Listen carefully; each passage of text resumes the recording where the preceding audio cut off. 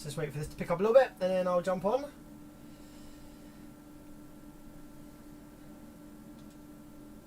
Oh, I think I might have only just started. Guys, is it only just started? Is this the first thing you're seeing of what I'm saying? Or have I been talking for like 5 minutes already? I just came back onto Firefox, and I noticed that it seems to just refresh or something, and now it says stream started. Oh no, 2 minutes 50. Reese, how's it going, my man? Hope you're doing good. Busy weekend for me. These repairs. So it's almost springtime. Spring is around the corner. Only just gone live. Oh shit, okay. That's my bad. Yo, what's up guys? What's up guys? Okay, let's start again then, because I've been talking for like 2 minutes already. It seems like it's only just gone live. So, thanks for jumping on, Reese. Thanks for jumping on, Matt. Thanks for jumping on, El Fuego, Sean, Sergio, Ike, Tiger Electronics. What's going on, Ole as well. Thanks for jumping on the stream nice and early, guys. Alright, so in tonight's stream, we're going to be looking at a JL Audio 450/4. This is an amplifier that I have looked at previously on live stream. I think it was last week or something. I don't know if you remember. We cracked it open. We had a look at the power supply circuit, which had some burned MOSFETs. And we were like, oh, this one's probably just a power supply failure. And I didn't bother doing this one on stream because I was like, this won't be that interesting. It'll be a nice and easy power supply repair. No one wants to see that. I've done that 1,000 times. In reality, it turned out that there was a lot more wrong with this board than just power supply failure. So this amplifier actually has issues with the output section. We had, I think it was one channel down on this amplifier. I think it was this channel. I think it was channel 2. Channel 2 was down, had dead shorted output MOSFETs. And also it has dead drive circuit, which I haven't actually looked at yet because I thought, you know what, that would be really good to do on live stream. So if you remember me looking at this amplifier from the previous live stream, the power supply repair was nice and easy. It just needed new FETs and gates. Super easy, didn't really need to stream that. But the output drive circuit fault is probably going to be a bit more interesting. So let's take a quick look at this output section right here.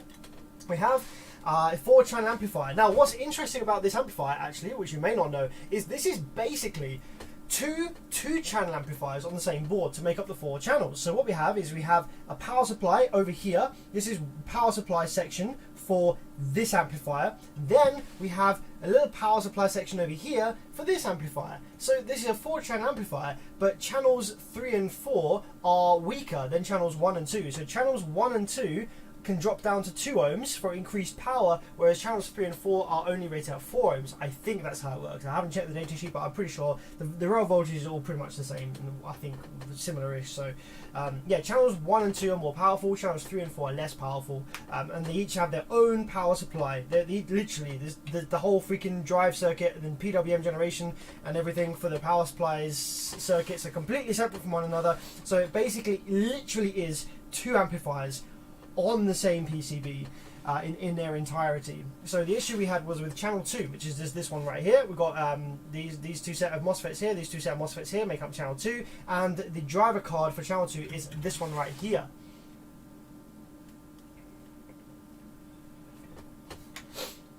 So basically, we're going to be looking at this driver card this evening and figure out whether the issue is on the driver card itself or whether there's issues on the main board. I thought that might be a really interesting repair to show you guys. I can't really see any visual failures on this one yet, so we're going to take it nice and easy. How's it going, guys? Greetings from Romania. What's up, guys? What's up? What's up? Hi, bud. I got bit in the face by a spider. Fuck, man. What? How did that happen? How was a spider on your face? How did that occur? What was my man doing on your face? Man, you know what? That's one of the things that I'm so glad about living in the UK. We don't really have any of these like insect bullshit that can like bite you to the point where it's like dangerous. The spiders we got over here are whack ass spiders, man. They ain't gonna do shit. So yeah, we don't really have much over here that's really an issue. I'm just trying to think if there's anything over here that actually poses a risk. Oh, you're sleeping? Oh, mate, that is literally some people's worst nightmare. Sleeping, spider walks on your face, bites you in your sleep. Holy shit, man, that is nightmare fuel. Freaking nah, man, that ain't a bit of me. Scorpions suck in Vegas. Well, they got their little straws and that sucking up their mojito. Yeah, fuck scorpions as well, man. Would not be dealing with that. Hello from Orlando, Florida. What's up, Daniel? What's up, what's up, what's up? Daniel, I'm ready if this ends up going quick. Oh shit, man, fucking, didn't we agree on today being the day? I completely forgot about that. Oh shit, sorry, man. Alright. So basically, I'm supposed to be doing this live stream with Daniel Doria here on the live chat where we repair his amplifier remotely. Let's take a quick look at this. Let's spend like 15-20 minutes on this just to see if we can find the fault quickly, and then we'll jump on actually and we'll look at Daniel's amplifier remotely. That might be really fun to do. So guys, if anyone was watching the Rockford live stream yesterday where we looked at the Rockford Fosgate and we were wondering what the heck these this dual this little six pin package thing was, I actually figured out what they were. There was some help in the live chat, but actually I managed to find a similar schematic for one of those Rockford amplifiers, and it had a similar enough driver card that it happened to have those same parts on it. I had the part numbers on the schematic. So yeah, they're dual transistors in a tiny little surface mount package. There's one dual NPN and one dual PNP, I think it was. So I've ordered those. So as soon as they arrive, we'll be able to build up the other driver card, both driver cards back to standard, and hopefully that should now fix the amplifier for good. Right, but let's crack on with this JL Audio 450/4 then. Let's show you what it's doing when we try and power her up. So, powering up then, if we take a look at the audio waveform on the channel 2, which is currently bad. Let's grab the case here so I can plug the RCA into the right hole. Channel 2 is the faulty one at this time. So channel 2 is this one right about here. Okay, cool. So let's plug the RCA in there. Let's get some sine waves going on the signal gen, and 10 volts in there. Now, because this is a Class AB amplifier, we are not mounted to the heatsink, okay? Which means that I can't leave this amplifier powered up for any more than about 10 seconds because the bias transistors that are supposed to be clamped to the heatsink along with the output MOSFETs aren't going to be able to monitor the temperature on the heatsink of the MOSFETs and therefore regulate the bias accordingly. So this thing is going to go into thermal runaway real quick if we're not careful. So I can't leave this amp powered up for any longer than about 10 seconds at a time, otherwise it goes into thermal runaway. So we just need to kind of be careful with this. But I want to show you what it's doing on the bad channel. So channel 2 right here, if we go ahead and probe down here. Oh shit, that's not working. Hang on, MIDI to key. Turn my little buttons on at the side. Start, hat cam. Hat cam's not working? Oh shit, yeah, I unplugged it earlier, didn't I? Yo, plug that shit in. Plug hat cam in. Go ahead to hat cam. Deactivate, activate. Deactivate, activate. Yep, so that should now come on the screen. Okay, so channel 2 is right about here. So let's go ahead and probe channel 2 and power her up with a little bit of signal going in and see what it looks like, so you can kind of see what's going on with this. Here we go. Okay, yeah. So if I go and now zoom out on the scope a little bit, that was a bit too zoomed in. Reject high frequency and 10 volts divide. Keep the scope. So this is what channel 2 looks like at the minute. See that? Not looking too good. That's supposed to be a sine wave. If we go ahead and plug it into channel 1, channel 1 I think looks good from memory. Yeah, channel 1's looking, whoa, yeah, channel 1 looks good. See that channel 1 right there? That looks pretty nice to me. So yeah, channel 2 is the bad one. Now if we take a look on the board here, I've replaced the output MOSFETs, so they're all sorted. Output MOSFETs are all fixed. So there's no visible damage anywhere else on the board. The actual cause of the channel failure was actually this filter capacitor. So you see there's some tiny little film capacitors just through here. You've got these emitter resistors, okay, here. And then you've also got these tiny little capacitors here, these little film caps. There was one here, which was a blue one, that was burned to a crisp, and I suspect that's what killed the MOSFETs. It went short and shorted to ground. So this was all melted and burnt, so I removed that and replaced it with the correct value. So now we're ready to roll on that one. Replaced the output MOSFETs that were shorted with the correct value, and it still doesn't have a very good, the sine wave doesn't look right. So if we take a look at the two driver cards here, this is the two driver cards for channel 1 and 2. This here is channel 1, this here is channel 2. So if I power the board up again, see if you notice anything. It's very bright, so you can't really see. Okay, look, there's LEDs. So you see how on channel 1 we have this LED come on and this LED come on. See that? We have all these LED coming on, and that probably means something is active or whatever. But on channel 2 back here, we're actually missing these two top LEDs. So something is not working up there. Like part of this circuit isn't functioning as intended. Something's not right. So what I want to go ahead and do is I need to find out, is the problem on the driver card, or is this driver card not being fed with the correct voltages and signals from the main board, which is preventing that from, you know, powering up properly, or whatever those LEDs mean. I have no idea. I don't have the schematic for this, so we're just kind of gotta make it up as we go along, as they say. So what I'm going to do first, power it down, let the rail capacitors empty their voltage, and we're going to take a quick look, and we're going to do some multimeter comparisons on the board of some kind of areas that might be suspect to having damage. So what I want to look at is I want to look at the bias transistor over here. See this? There's a little transistor here which will be clamped to the heatsink, and that's going to be responsible for setting the kind of variable bias based on the temperature of the transistors here. So I just want to go ahead and make sure it's not shorted or open or something weird like that. Then I'm going to go ahead and check this transistor right here and make sure this capacitor isn't shorted as well. There's not really much else on the main board for this channel, so if those components are fine, the issue is probably going to be on the driver card. Then we're going to go ahead and just remove both of these driver cards, swap their positions around so we can confirm whether the issue is on the board or on the driver card. So with the rail capacitors now empty, let's go ahead and flip the board over, and I want to be going and checking that little bias transistor right there, which is that one there. So let's take our multimeter, and let's just do a quick check on this. So we have 375, 653, 11. So let's check the other one. 375, 659. So, yep, that's the same. And 11. Yeah, okay, cool. So that transistor is reading the same as the other one. So there's another couple of transistors just in front of the driver cards here, if you remember.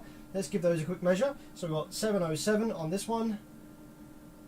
709, yeah, that's about right. 715 on that one. Yeah, that's about right. Ooh, there's a 40 ohm resistance there. Now that might be intentional. Is that on this one as well? Okay, it is. Like 37, it's a little bit different, but okay, like yeah. I think that's intentional. Let's go ahead and check the other channels over here that are completely not affected by this. 35, 37. So why the resistances are quite different between these. So that one reads 23.9 in both directions. This one here reads 25. Wow, the resistances are quite different between these channels here. It's odd. 25, 25, and then this one 27. Okay, well, you know, there's clearly supposed to be a low resistance there, so that's not what's causing the issue here. So the issue is likely to be then on the driver cards themselves. But just to confirm that, we're going to go ahead and swap the driver cards around. So we're going to go ahead and turn on the big soldering iron. And we're going to remove these driver cards, swap their locations in the main board, and see whether the driver card that had the missing lights moves places. Right, let's have a look at some live chat. Ah, yes, H1 Nicholas! Old school, how's it going, my man? I haven't seen you on the stream for a little while. H1 Nicholas was there right at the start when I first started doing Amplifier Repair live streams. Helped me out a whole bunch in the past, actually. So massive thanks to H1 Nicholas. My man, if that is a Class AB amp, then those LEDs must be used to set current supplies for the input stage. They could also be used to set an active load on the voltage stage amplifier. Ah, that's really interesting information. So those LEDs, what Nicholas I think is saying, is those LEDs aren't being used to display, you know, as like a kind of indicator. They're actually used for their diode properties. You know, their actual electrical properties as a diode, and the fact that the LEDs just happen to be a byproduct, maybe. That burnt out film capacitor must be due to instability. It must be part of a Zobo network to route high frequencies to ground. Really interesting stuff. See, I don't know a lot about Class ABs, so guys, listen to H1 Nicholas in the chat, knows a lot more about Class ABs than I do. So that's pretty cool.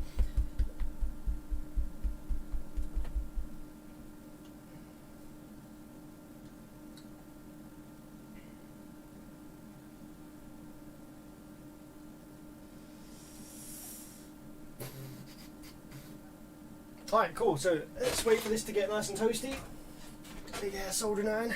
This is a 200 watt Weller soldering iron from 1991. It's about as old as I am. This there, the last electrical inspection this had was in the 90s. It's still going strong. They don't make stuff like they used to, I swear. Okay, so let's get the big ass solder here. I think it's getting cooked up now. Let's zoom out a little bit. Let's flip her over.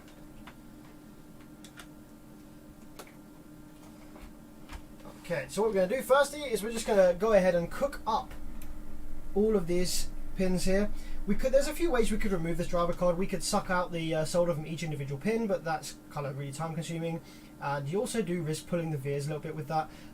With this method here, just by kind of really soaking all of the pins in loads of solder and waiting for the whole thing to get really nice and toasty and heat up so that it's all melted. You can just pull the driver card out, like, and it's like loose in there. So we're going to go ahead and do that. Now this soldering iron is only just started getting warm. Because these JL Audio boards have a really high thermal mass, I think what I'm also going to go ahead and do is take my massive heat gun right here.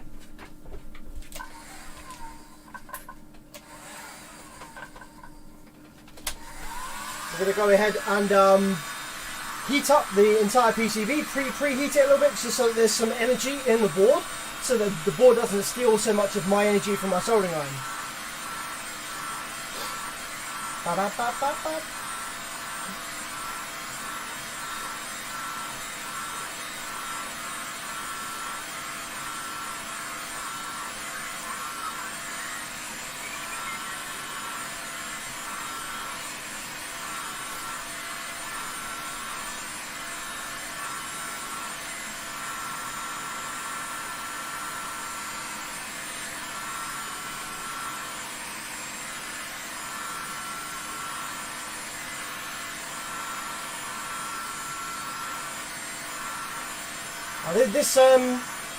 This hot air gun is 1,400 watt, which is quite a lot more powerful than the soldering irons. There's a lot more thermal energy in here that it can dissipate onto the board, which is pretty cool.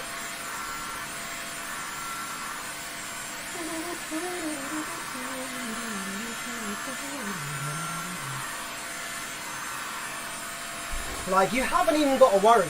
With these JL Audio boards, you can just freaking cook these things up. You can just hold the heat gun on there, right on there. And there's so much thermal mass on these boards that you're never going to burn these boards unless you literally sit with this 2mm from the board for like 10 minutes straight. These things have so much thermal mass. You haven't really got to worry about burning the board or anything like that. So you can go ahead and get that real cooked up, real hot. Which is then going to make your life a whole bunch easier when it comes to desoldering these drive boards, because now I bet there's a bunch of heat in that board. I bet if I just touch this on here, that's going to, oh look, it's like completely soaked already. Haven't barely even got to touch it. So if I go on the other side now, grab this driver card from underside, and then just pull away, just sort of like run this over here. Times. Oh, it's burning my hand a little bit actually. There's so much heat came to the top of the PCB as well. Wow. Okay. Let's go there. I'm going to go ahead and load up a bit more solder on there, actually, so it's a bit more flooded. Get a bit more surface area in there. It's one of the few times that in order to remove something, you need to add more of it. In order to desolder something, you have to add more solder. There we go, here she comes. So one side is half out. Oh, something else just fell off the board. I think I accidentally just desoldered some component next to it as well. I heard something fall on the bench. Okay, cool, so that's one driver card out, and yep, no pulled vias. Absolutely perfect. What else fell out? Oh, great big film capacitor fell out as well.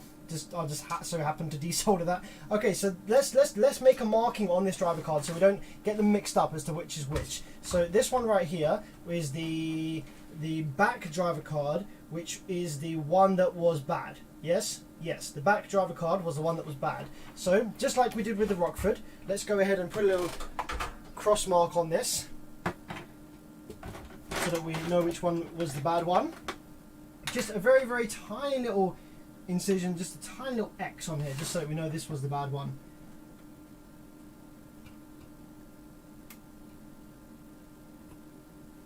There we go. Just the tiniest little thing, can't even see it. Can barely even see it. So we know that's the bad one. Put that to one side and desolder the other one. And then all we're going to do is just swap them round to confirm whether the issue that we're chasing is on the driver card itself or whether it's on the main board. Nice and simple, quick test that you can do.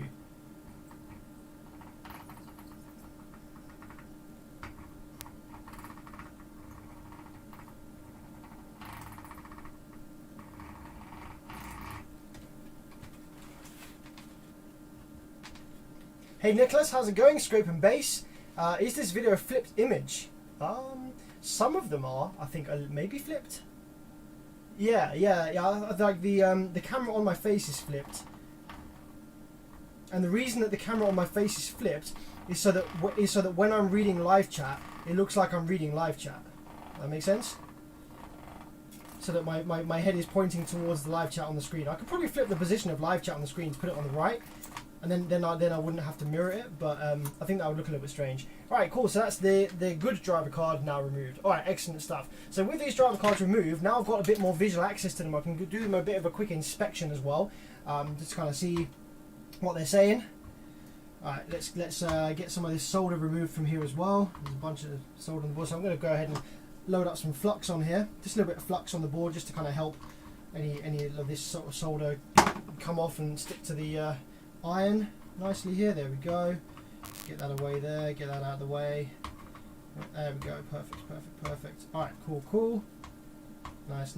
Alright, now we need to go ahead and suck these holes of their solder that they have in them. We're going to continue using the big ass soldering iron for this, just because we've got a lot of thermal mass in there already.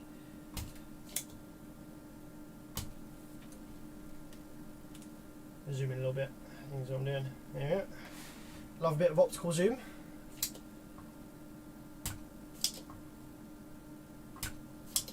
I would love it, right, if modern phones had optical zoom, like proper optical zoom. And I know that they couldn't really do it because it would make the phone super thick, but like, oh man, I would love a phone with proper optical zoom. I think there are some phones that have like a version of optical zoom, and what they're doing now to get around it is they're just they're using more cameras. So that's why phones have so many cameras on them these days, is because they're giving you different zoom options. So it's kind of like, yeah, like cameras have got so cheap that it's cheaper to just put different cameras on there with different fixed lenses on there, to give you different zoom points, rather than actually creating an optical zoom lens for a smartphone. It's just cheaper to just whack on some more cameras. But unfortunately, the shit thing about that is that what they usually end up doing is they end up using a really nice high quality camera sensor for the main camera, and then the kind of zoomed in one or the macro one or whatever other lens they've got is like a really shit one, and it never looks as good. So my phone's the same. I've got a HTC U12 Plus, which is an old ass phone now, but it's awesome. But the main camera is beautiful, but when you zoom in past a certain point, it auto flips to this kind of like zoomed in camera, this like slightly more zoomed in one, but the colors look shit. It looks all washed out and grainy and stuff. So yeah, okay, I get that you've given me the option for, you know, a zoomed in full resolution photo without having to crop it with digital zoom, but it ain't no good if the freaking camera sucks in the first place, right? Like, so whenever I want to do a zoom in on anything, then I just crop the main camera image because it looks better than the one with the more zoomed in lens, which is kind of defeats the point, really, isn't it?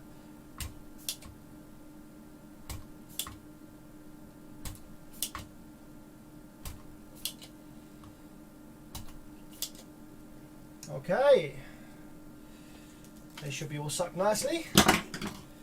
Let's get some. Let's just get some isopropyl alcohol in there. Clean that up a little bit. Get rid of all that excess solder on there.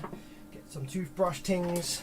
I think I've got a big. I've got a big ass brush nowadays. Look at this freaking big ass brush.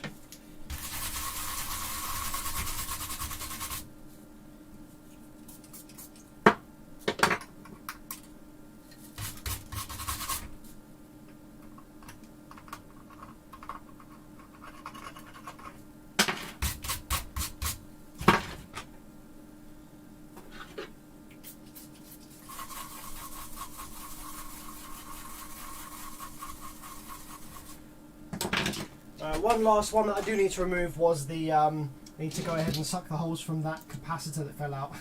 So I can get that back in there. Oh, lost my silicone tip there. Don't want to be losing that.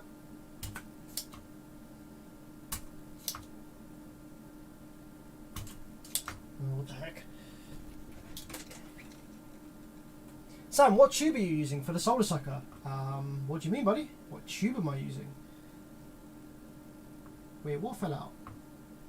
Wait, did more than one thing fall out here? Hold on. Oh, wait, what?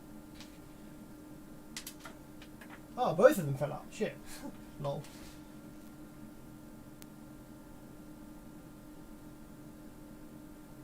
Both of those caps fell out.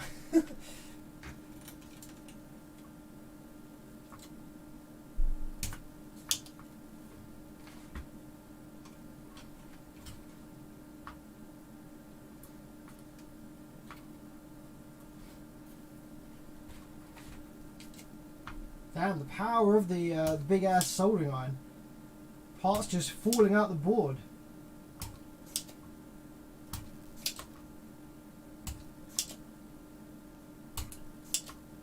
I love this thing, man. This massive soldering iron is so good.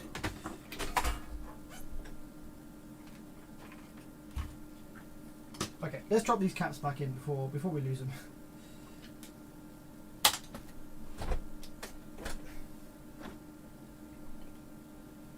Hose on the end. Oh, I don't know. It's just a silicone tip that comes. So my soldering iron tips, these AOUA tips, they come with a little silicone thing on the front of them, just as like a protection, I guess.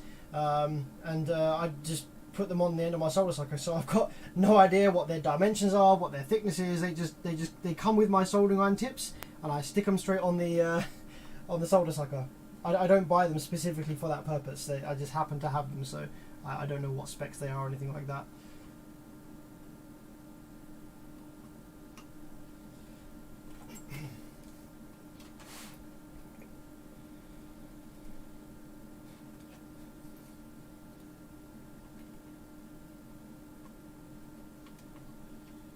I'm just tacking this in from the top of the board, so when I flip it over they don't fall out.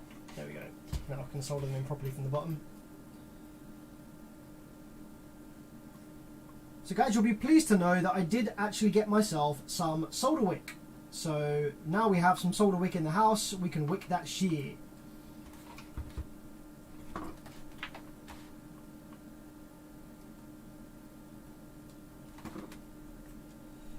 Because I did run out of the solder wick, didn't I, bruv? Before, and I was moaning about that thing. I was moaning about not having any solder wick, so I bought myself some more solder wick. That's how we roll in here. That's how we roll. Okay, so all of that is now cleaned up nicely. So what we can do next is get rid of the solder bits on the bottom there. So we have our good card and we have our bad card. Here's our bad card. Donde es la good card? What did I do with it? Where did I put it? What the heck? Oh, it's here on the on my keyboard tray. All right, sweet. Right there. Okay, so bad card and good card. Then let's just do some visual inspections. Let's do some visual comparisons. So zoom in right here. We can see if we have any like burn resistors or anything obvious.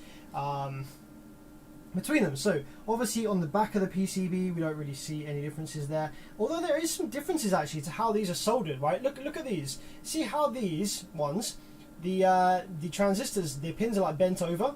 That looks factory. On this one, however, the pins are not bent over, they're just kind of straight in there. Also, if we take a look at this one, the transistors here are like all at some next angle. Yeah, they're all like freaking angled off the board like heck, whereas these are all dead straight. Now that would lead me to believe that perhaps this one has been repaired in the past. This one's the good one. This is the good one. So yeah, the bad driver card is the one that's factory, and the good one is the one that is all like skew with here. So maybe that one's been repaired in the past, perhaps. Kind of hard to tell though. It looks pretty factory. Like all the solder joints look kind of factory. They don't look like, you know, there's not like any flux on the board or anything like that. Alright, so this is the good card then. Just kind of taking some mental notes here. Some of the stuff we've got going on down there. These look like they've got a bit warm, but that's the good card. So now let's have a look at the bad card. Let's see if we can see any resistors or anything that are burnt out or anything that's got real hot. So we've got like a couple of low value resistors down there. Got 100 ohms, 1000 ohm there, 6901. There's a couple of 10 ohm resistors down there. They look visually alright. They usually burn visually when they die, but we'll check them out anyway. Okay, so visual inspection, nothing really seems too untoward. So what we're going to go ahead and do is just take our multimeter, give it a couple of probes with the old multimeter, see if we can see any bad readings, any sort of shorted readings or anything on here that would dictate, you know, there's some issue there. So first of all, let's check those two 10 ohm resistors down here. Make sure that these are passing, which they are. Okay, cool. Now let's go ahead and flip her over and just make sure there are no shorts on any of these transistors or any super low resistances.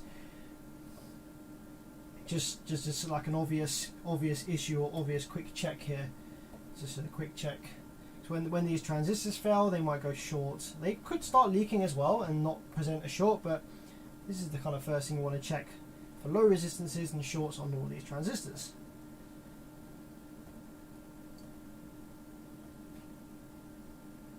Okay, not really seeing anything there. Not anything super obvious there.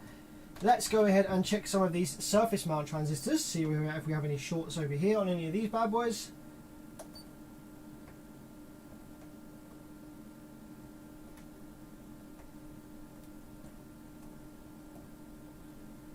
Yeah, I'm just doing a real quick blind check, like a blind test, to see if we have any obvious failed components before we dig any deeper.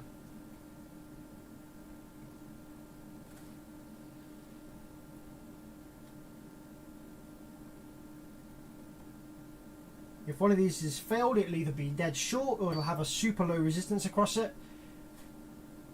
Like I said, they could still be dead. Oh, hang on a minute. So this is slightly lower than I'm used to seeing. So you see across this transistor here, we've got 203. If we flip the probes round, we still have 203. Right, that is a cause for concern. Usually, so we could be reading some resistors on the board or something somewhere, but usually, when you're reading a transistor like this, the readings will change when you flip the probes round, okay? In this case it doesn't, and 200 ohms is kind of low. If we take the good driver card and compare that with the good one, okay, this is now the good driver card. What do we have on the good driver card? Hope it's different. Oh fuck, it's the same. Alright, so we're just reading resistances on the board, so that's not an issue, no worries. But if you would normally see that is a kind of inkling, that's a hint that, oh, that might be a problem, and so it's useful if you've got one working example you can compare it against to confirm whether that is actually an issue or whether you're just reading some resistances elsewhere on the board. So in our case, we're just reading some resistances elsewhere on the board. That's fine. Okay, not really seeing anything here that is funky. So we've got a tiny little SOT236, no sorry, SOT235, the 5-pin down here. Now I don't know what this is yet, but we're going to go ahead and just compare some multimeter readings between the bad side and the good side, just to see whether we need to pay attention to it at all. 1280 something, that's about right. We've got, what readings we've got on these, any of these over here? Nope. How about this? Okay, we've got 850 between those pins there. How about on this one? 846, yeah, that's about right. Okay, that all seems okay. So, not really seeing anything super weird or wrong over here. Let's just check these diodes, because H1 Nicholas said that these diodes might actually be forming part of the circuit, rather than just being there for visual indication. So, let's just make sure these aren't shorted or open or anything like that. We've got 1957, 1954, and nothing that way around. How about on the good card? On the good card we have, yeah, that's about the same, that's about the same. Okay, so let's take our bad card then, the one with the little X marked on it, which is this one right here. What we're going to go ahead and do is drop it into the PCB, or into the board, and we're going to put it in the location of the, no, what I'm going to do, sorry, I'm going to put the, take the good card, I'm going to take the, no, we're going to, okay, we're going to take the bad card, so yeah, take the bad card. And we're going to put the bad card in the location that the good card was in and see if those lights come on and see if anything starts working. So I just need to go ahead and use my solder wick. Yay! Good job, I bought some solder wick, bruv. Let's go ahead and line up these pins with some solder flux right here real quick. Solder flux on the pins. And then cook our soldering iron up. Take our solder wick, chem wick. This might actually have some flux built in. So some solder wick does, but the last batch I had didn't, so I might not have even needed to flux up these pins. Then we're just going to go ahead and wick off the solder on these pins so that they're nice and small and they go nicely into the holes.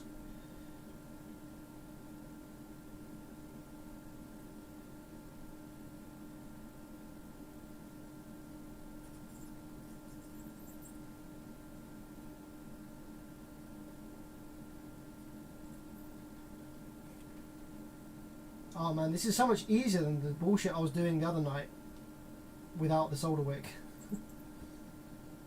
This isn't the best solder wick actually that I've ever had. I've had much better solder wick than this in the past. It's doing this job. It's doing this job. I think I just need a little bit more flux on this, on a couple of these legs here. The funny thing with solder wick obviously is because it's copper, it's very thermally conductive. So like obviously you have to hold the solder wick on one end to like position it, but then because you're holding it, the heat makes its way up the wick and like burns your finger. It's quite funny. Alright, cool. I think we're almost done there. Looks good that side. Flip her over, make sure there's no solder on the back sides. A little bit of solder here and there. Like, yeah, this is very burning hot now, this little copper wick stuff. A little bit of solder on the back side there. Yeah, I think we can roll with that.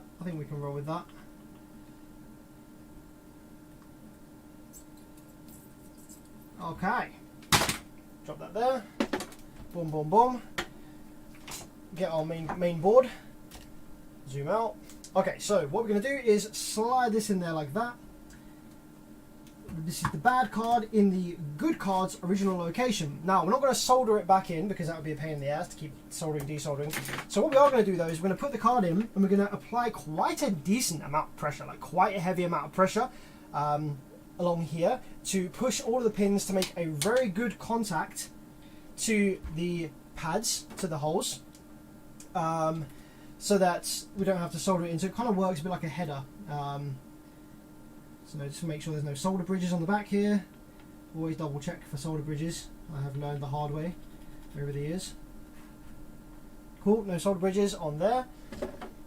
Now, which way seems to be making a better contact? If we put forward or back? I think forward seems to be making a better contact there. If we pull it forward, it makes a better contact. So I'm going to pull the card forward while we power it up. And I just want to see if those LEDs light up at all. Because this is the bad card and the LEDs weren't lighting up. So now it's in the good card's location. Let's see if the LEDs do in fact light up or not. I'm going to go ahead and angle the board a little bit towards you so you can see what I'm doing.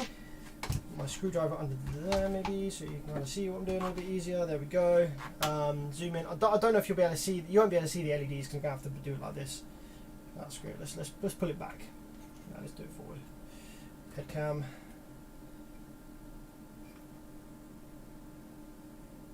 Fucking hell, man. This camera just never wants to focus, does it?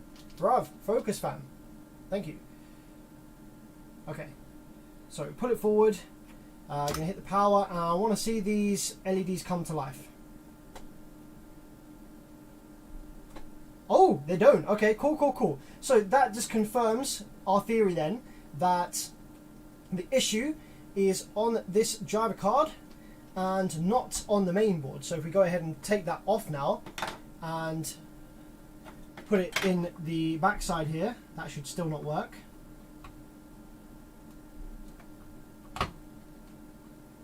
Put it in the back side. Hey.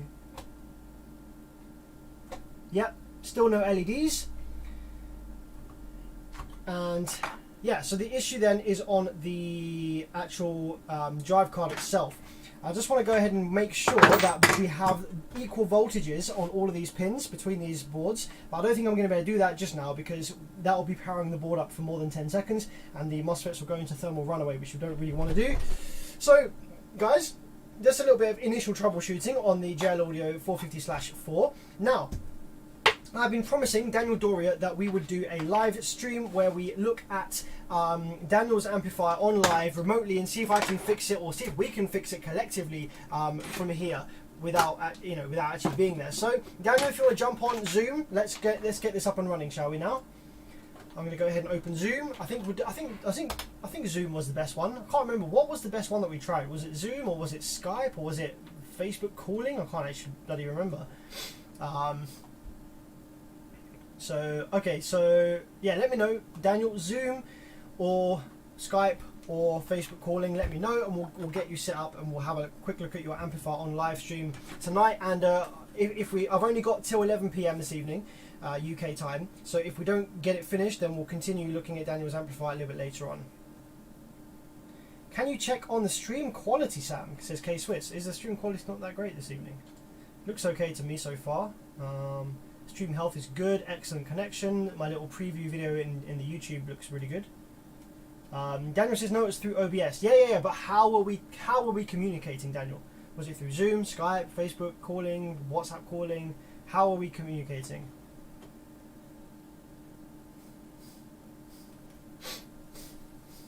I know it's through OBS. I know you're using OBS, but we were talk. Obviously we need to talk to each other over the internet. So how are we doing that? You can't do that through OBS. You can stream through OBS as I'm doing this video, but you can't talk.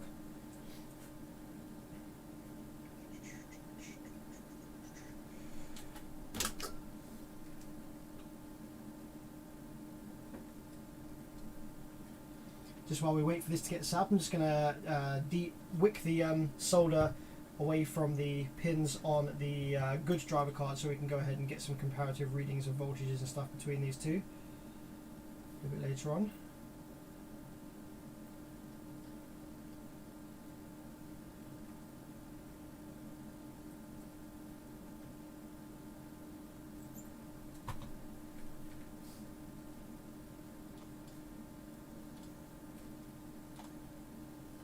Sash says, check all transistors on the bad board for open base emitter collector, etc. Yeah, man, that's the next thing that we're gonna do once we get this sorted. So Daniel, wait, let me bring up Facebook, because I need to chat to you instantly rather than doing it through the delayed stream. Right, let me just bring this up. Facebook. Shit, man, I got a bunch of tabs open. I bet the quality's gonna start buffering in a minute. Daniel Doriot. Why don't you come up? I've spoken to you 1,000 times on Facebook. Like, Facebook Messenger freaking search absolutely sucks. I've talked to this my man here like 1,000,000 times. There we go. Now he just messaged me, it comes up. Yo, how's it going? Yo, okay. What were we talking on?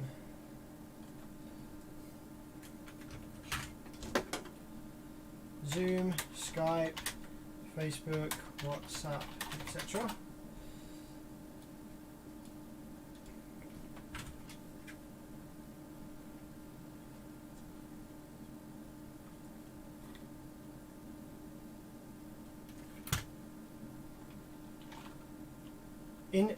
Okay, Daniel says in OBS add a source. I think Daniel maybe has figured out a new way to do this. Okay, so we're going to go ahead and let's just give you my screen. In OBS, going to add a source. So that would, let's just make a new scene called remote.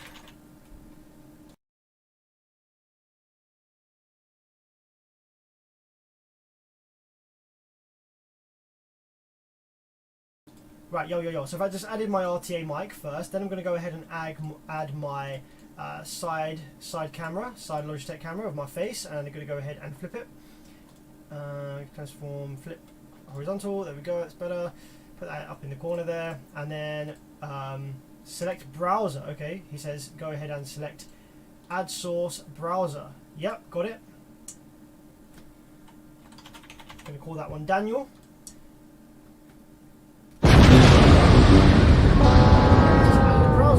Browser sources let you display a web page from the internet. Okay, cool. So now I need to add a link to there that Daniel's going to give me, I think.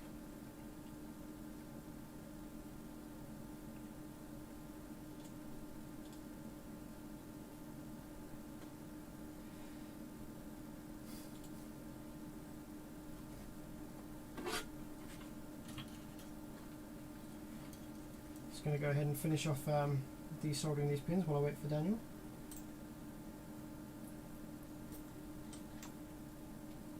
Video.ninja. Right, is that the whole website?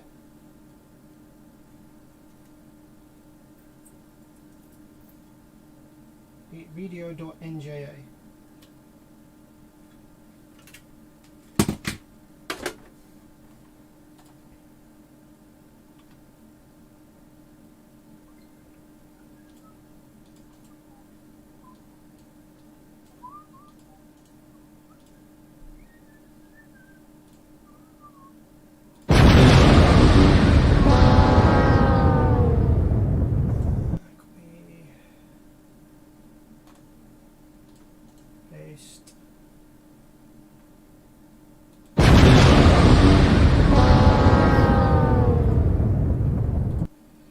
Okay. Video.ninja.com. Okay, cool. So add this as the URL. Cool. Yep. Width 1920 by height 1080. Okay. Custom CSS. I don't know if I need that or not. So that, here we go. Got our window. All right. Cool. So done. Now what?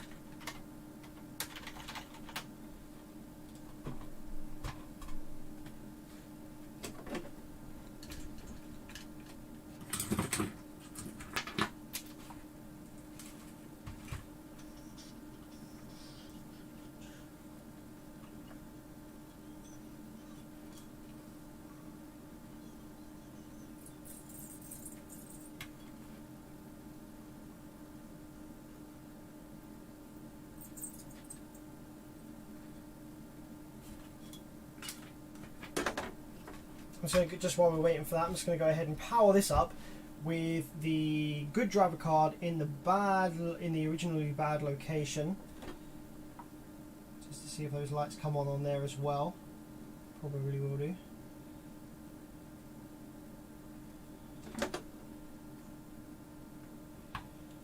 This one right here. Power that up. Just going to see if the lights come on. Yeah, they do. Okay, cool, cool, cool. So the issue then is on the card. Excellent. So we know that the issue is on the bad driver card somewhere.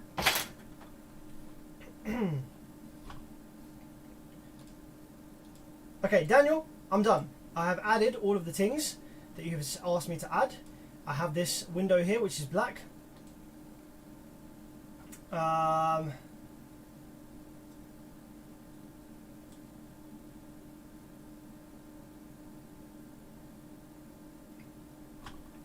So now what?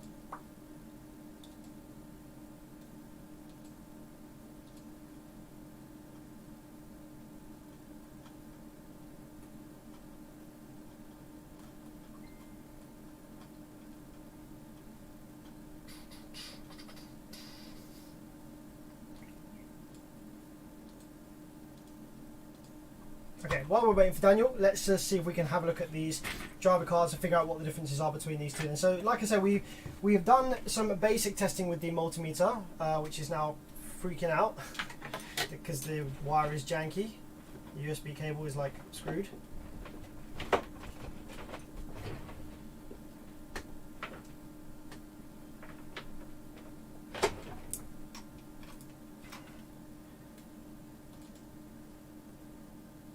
What the fuck? How have I made that yellow? What? That's better. Yeah, cool. So let's start comparing readings then between these two cards, just so we can see if we can hone in on where the bad transistor is. So let's go ahead over this one. We have 724, 728, similar enough. 749. 750, nothing there, 715, 733, 17, 733, nothing, and nothing on that one, nothing, Nothing, and nothing on that one. That's probably right then. Nothing, nothing, nothing. 712, 709. Nothing. 712, 707. Nothing. 759, 741. Nothing. 759, 741. Not seeing any variances yet. 797. 800 is about right. Nothing and nothing. Nothing and nothing. 744. 743. 709. Wait, what was that?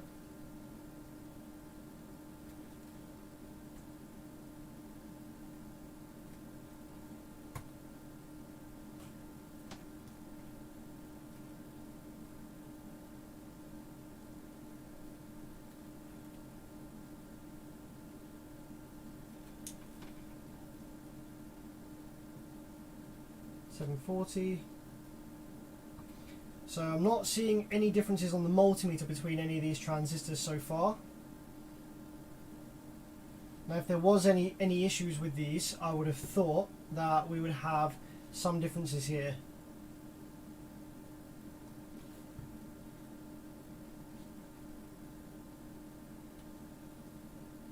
Which we're not getting. So I think then that the issue might be either capacitors, surface mount transistors on the board somewhere, or whatever this little 5-pin SOT 235, that one might be the issue there.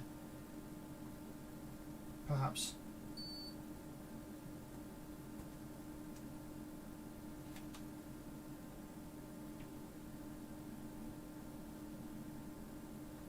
I don't really know, to be fair. So I guess we're just going to have to start just methodologically going through them all and seeing what's what, I guess. Okay, let's check all of the caps on the board. 1636, 1636, nothing, nothing, nothing, nothing. Nothing. Okay, what else are the gaps? There's only 3 big ones on there.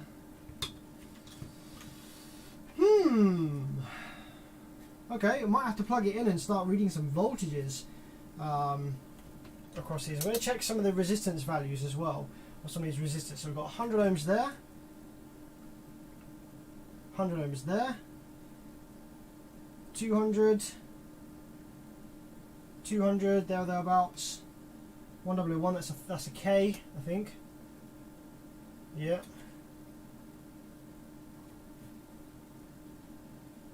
And we should have a K there, and a K there. Oh, hang on a minute. Oh yeah, K there. Yep.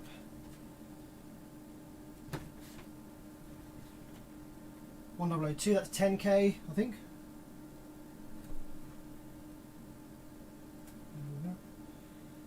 That's 100, 100, that's a K.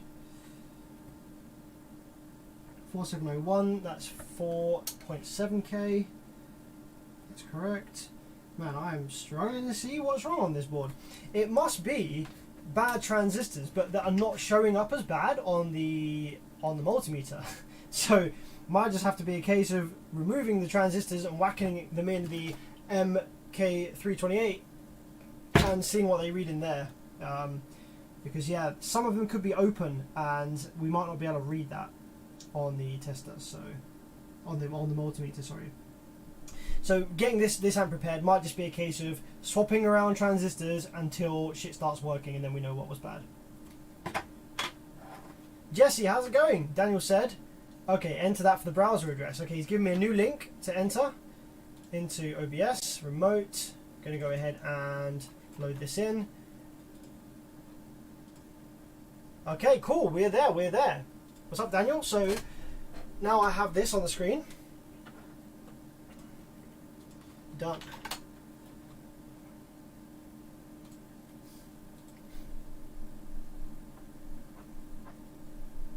That 5-pin could be a stabilizer that says H1 Nicholas. Let's have a quick look. What are the markings on it actually? Let's have a quick look. What are the markings on it? It is... where is it? It's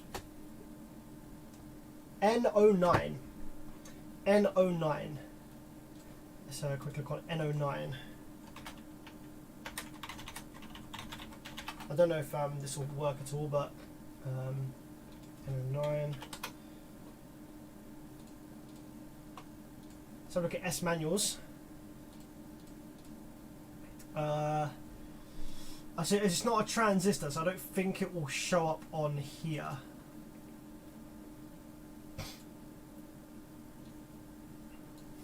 I think it's N09A. N09A. SOT 23.5, I think it is.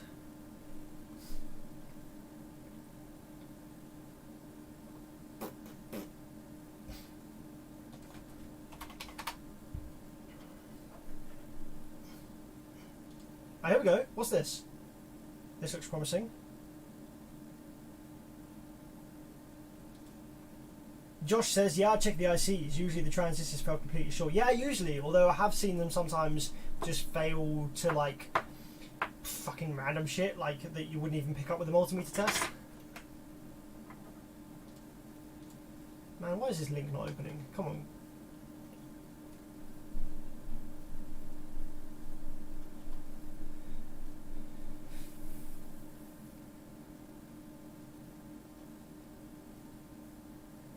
Marking N09. Shunt regulator. Hey, what did Nicholas say?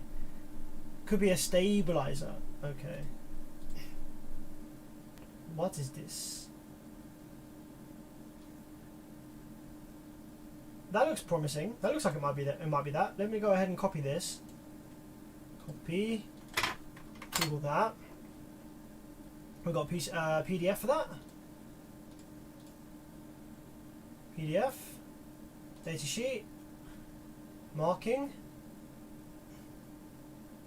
Just got up from a nap. Hey, I had a nap earlier today. It was lovely.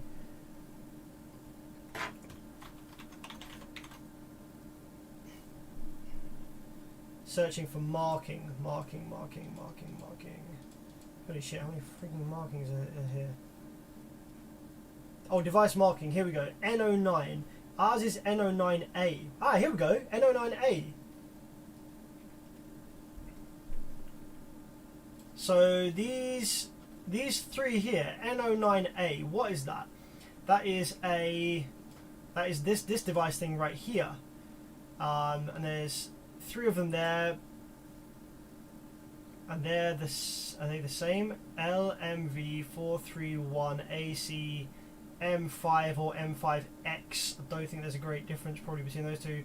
M5. Alright, so that's probably just going to be like different packing like modes and stuff. So let's take a look at what the data sheet is actually for this. Not connected. Cathode, reference, anode.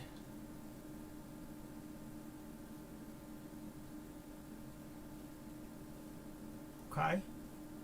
So going by that data sheet, if it is this part, then pins 1 and 2 have a no connection, which means that if we use our multimeter and put it on the really sensitive resistance setting, like 20 mega ohms or something like that, we should have no resistance or no diode continuity between 1 and 2 and any of the other pins anywhere else.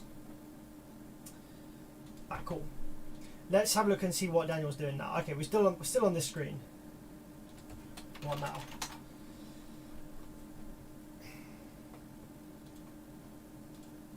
So Daniel, if you can't get this working, we'll just do a Zoom call, man. It'll be much quicker. I'm not sure what the jam is here with this.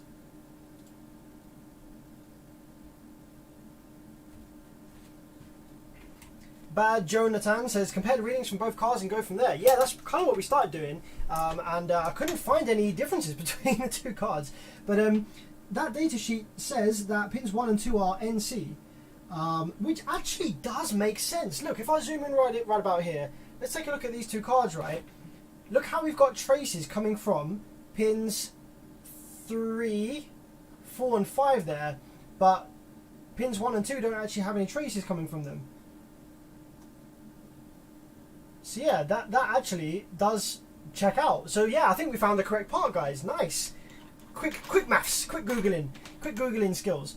So okay, let's compare then the readings between this bad boy up here. So let's just compare readings between the actual pins that are doing anything. So we've got 750 between 3 and 5. Let's remember that. 754, that's about the same. We've got 871 between 3 and 4. Let's go up here. 873, about the same. 779 between 4 and 5. Oh man, they were the fucking same, weren't they? I have yet to find a single difference. 1275 between these two cards. They're the same. They're the same. Alright then, my man. Now, one thing that we can do, potentially, is we can figure out where the plug, because so these cards they'll need some supply voltages, right? Like plus minus 15 or plus 12 or plus minus 5. So what we can do is we can figure out which pins for these cards are the VCC, the supply voltages, and we can inject those manually with a power supply I've got here on the bench. So we can have both of these with their supply voltages supplied to them and compare voltages as they go through. That would actually make a lot of sense. That'd be cool. That'd be something we can do. Okay, Daniel, what are we saying? Join the room. You can click join the room with a display capture. I can't click on anything, dude. So Daniel, yeah, I'm trying to. Hang on, I don't know. Hang on a minute. So I don't have anything to click because it's OBS, right? This site that it's taking me to, it's not a link. Like I can't click anything because I'm just displaying a link. Like OBS doesn't have a built-in browser, so I can't click join room with camera because it's like maybe if I click join on the internet on like Firefox and then copy the link that it gives me after I've joined it. Video source. So this is what I've got on the screen now.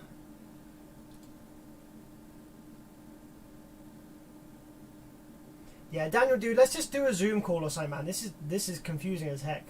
This is some janky way around. Like, look, if I try and go to like this is my window, Daniel, for your thing, right? I can't click on this because it's not a browser. It's just displaying a web page. I can't actually interact with it.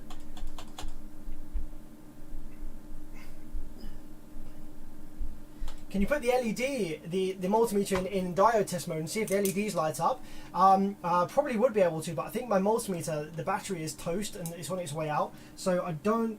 Oh, well, I do get a little bit of light, actually. Yeah, I do get a little bit of light. So let's go ahead right here and let's see a little bit of light on this one. I'll turn my big lights off. We can see a little bit of light on this card here, maybe. Yeah, tiny little bit of light there. So there's one, there's two. Let's go ahead and flip it to the bad board. Yeah, these do light up. So issue somewhere else on the board then.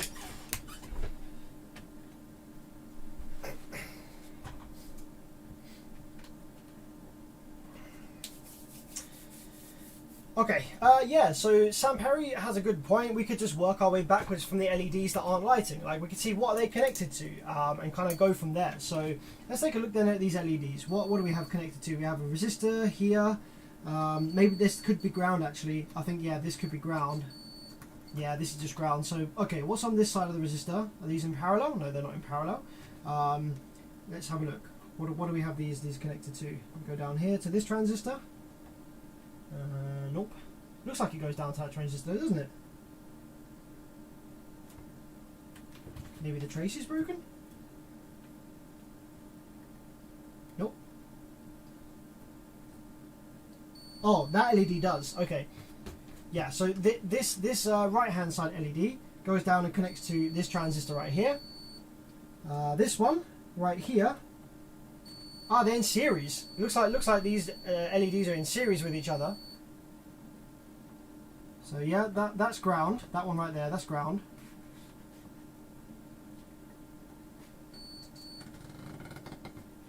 Yeah, that's ground.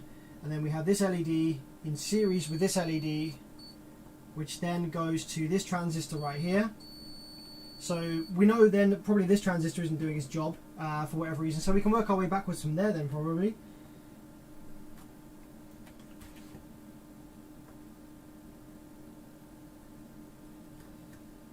Okay.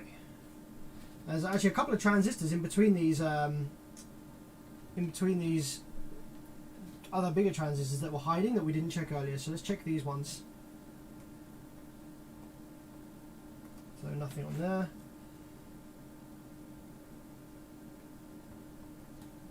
Nothing on the good card.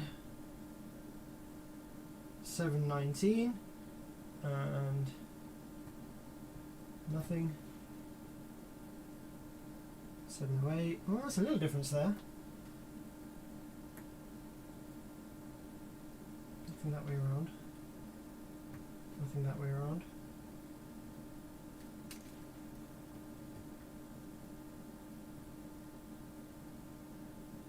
F3, maybe you're a diode because you don't have anything between pins 2 and 3 at all anywhere.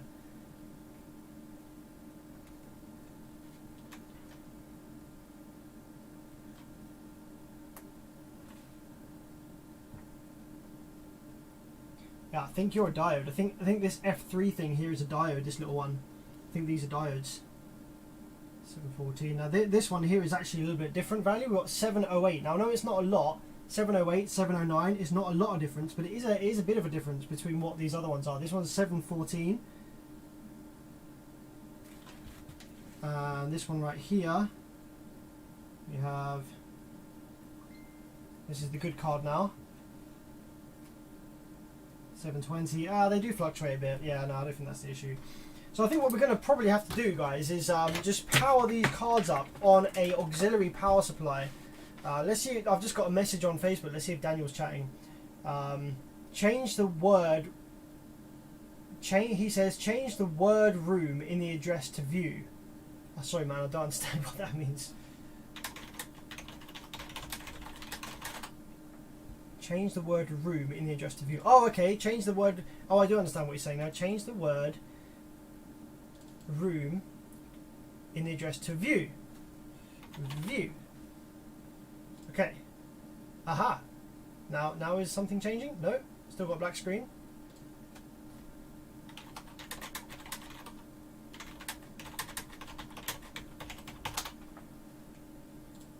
Oh wait, I've now got a loading bar.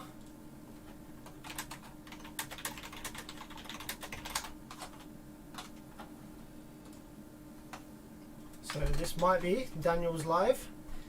Maybe eventually.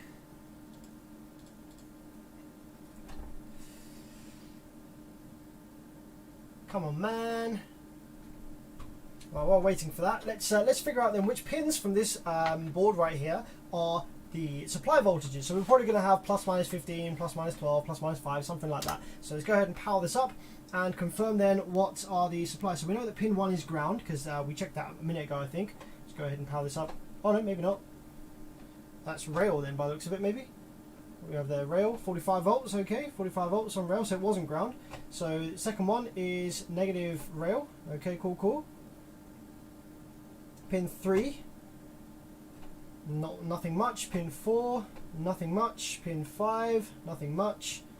Pin 6, nothing much. Pin 7, nothing much. Pin 8.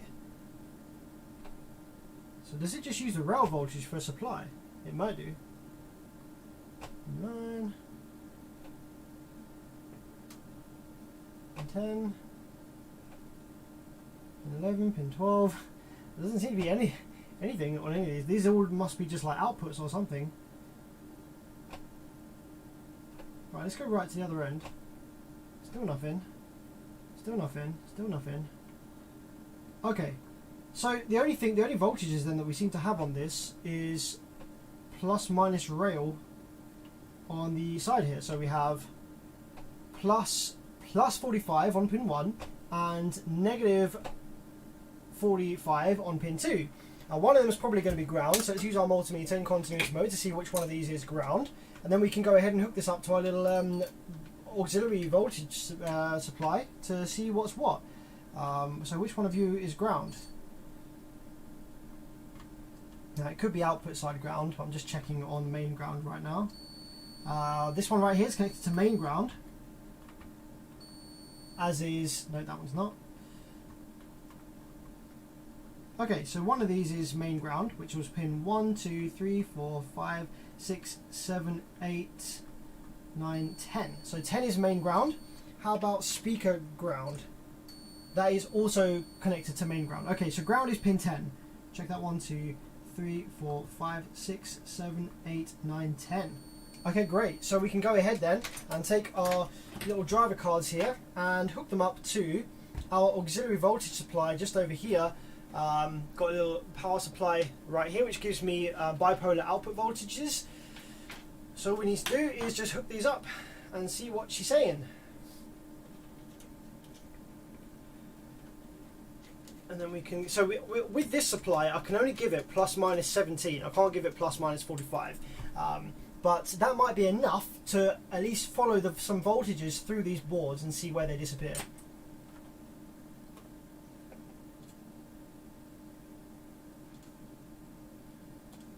So I've still got the loading screen for Daniel.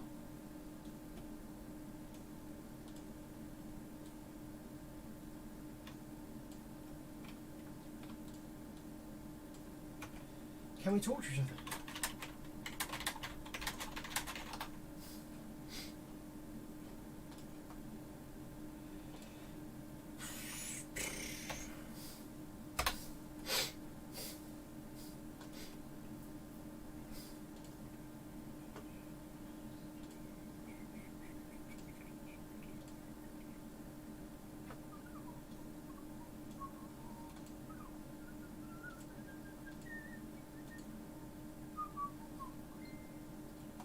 Yeah, dude, this isn't gonna work, man.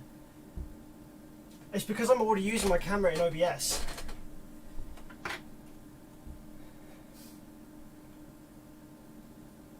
I'm sure we checked this. So I'm already using my camera in OBS, so it can't start it. Maybe if I choose a different camera 4. Yeah, okay, allow. Is that gonna work? Nope. I think all of my cameras are in use in OBS, aren't they? Do I have any cameras that aren't in use in OBS? Alright, disable video. Here we go. This is disable my video because you don't need to see me. Audio sources, microphone 1. I guess that might be alright for him to hear me. Audio output destination. System default. Start.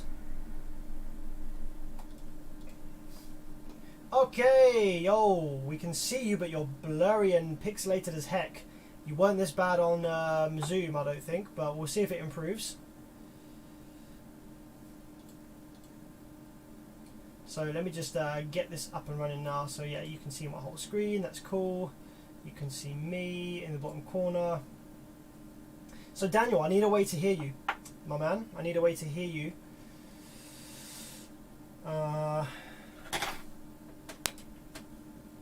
Actually I need to turn my sound on, maybe that will help. So yeah, my sound's on, so I need to unmute.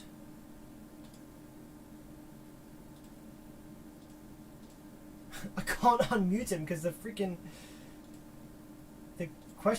the help thing covers the mute button. What's that all about? You seeing this? I can't unmute the video because this stupid help icon covers the mute button. What's that all about? Oh my god, who designed this shit? Right, there we go. Full screen. Now I can unmute? Okay, the mute button doesn't seem to do anything. So yeah, Daniel, I can't hear you, my man. Why don't we just do it like everyone else does, do a Zoom call or something? Or like a Skype call.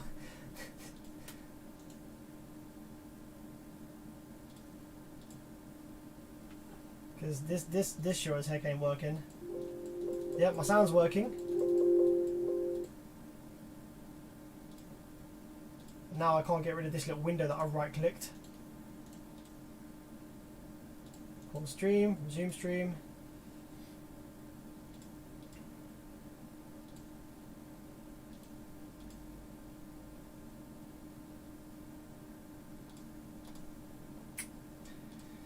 Yeah, sorry dude, we can't hear you, unfortunately.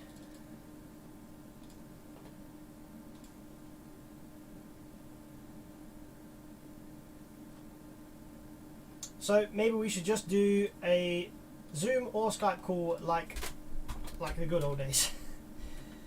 So Daniel, let me know on Facebook Messenger whether you want to do Zoom or Skype.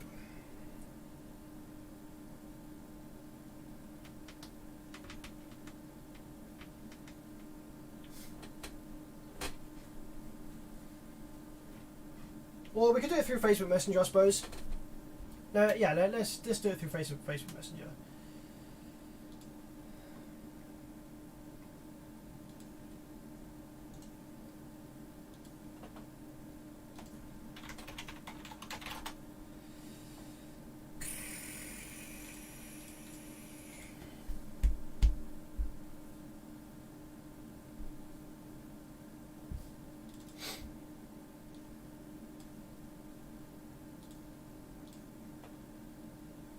I'll click the video button, that's going to start a video call.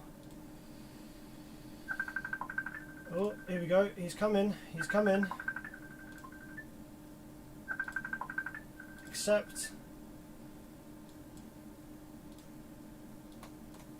Allow, yes, allow. Please allow access. I have allowed access. Continue allowing access. Here we go, here we go, here we go. We come in, or is it coming? Is it coming? Is he coming? Nope.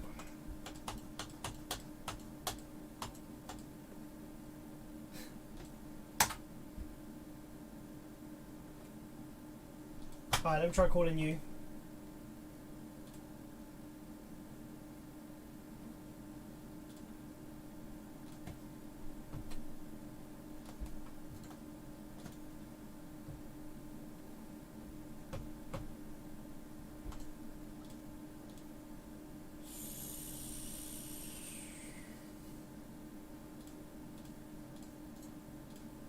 Nope, dude, it's not gonna work. I guess we need to do some more testing.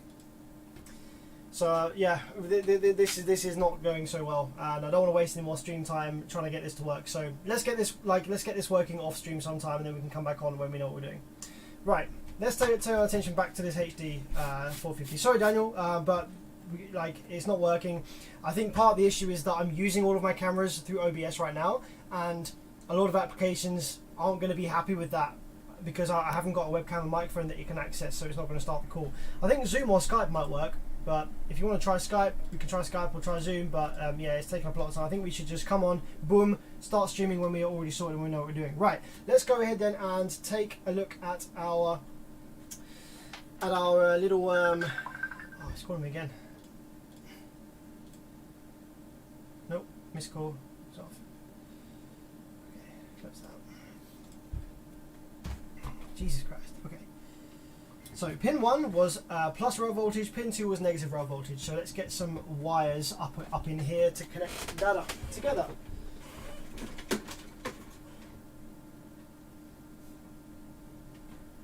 Get some spare wires on the go.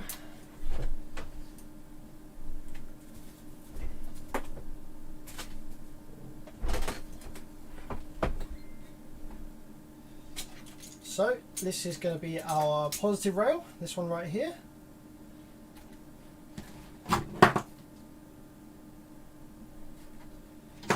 Cool if I could just use headers, wouldn't it actually? Let's use some header cables.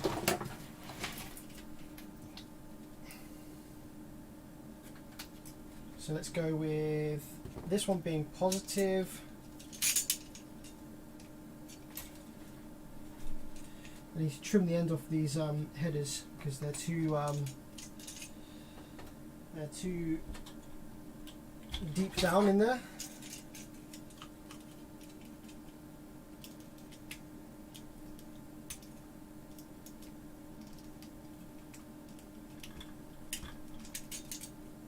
They won't reach the pins otherwise.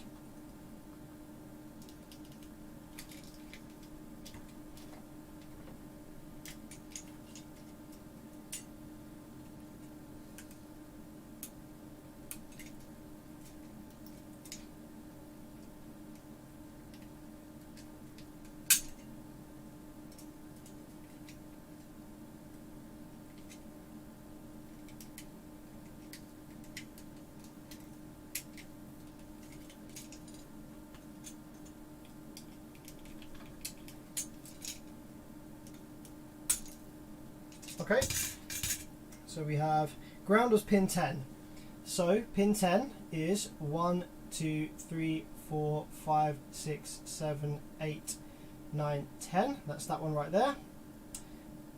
Positive rail is pin 1. That's right there. Negative rail is pin 2. That's right there. Excellent.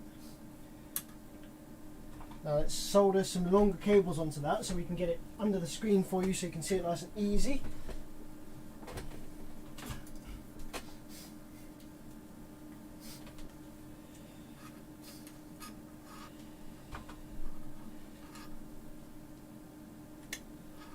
So positive rail we're going to have with the black line.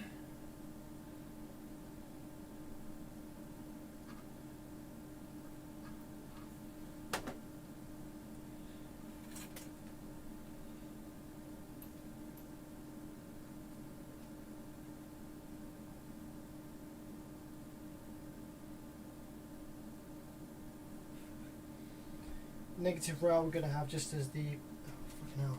I think I moved that before the solder set.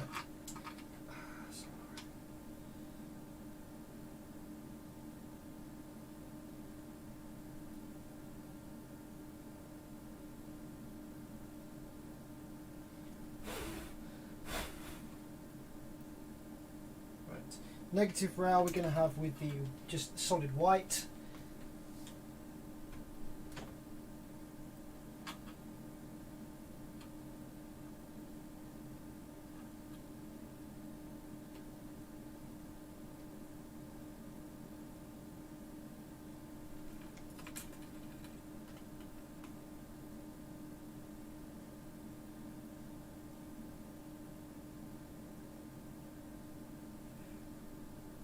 And then ground, I need another single wire for somewhere. Let's plug these into the power supply over here. So positive rail is this one right here, positive.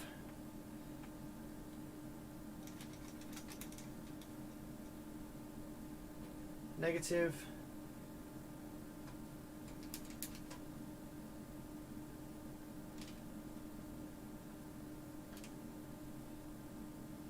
And we can see whether they're drawing the same current as well as one another, because that will tell us whether there's like something leaking or short.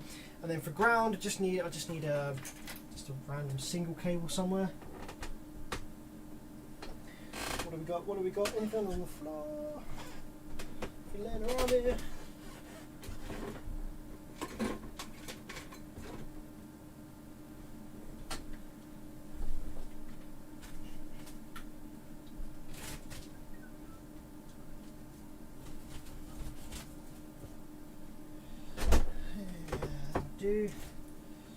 That'll do, that'll do.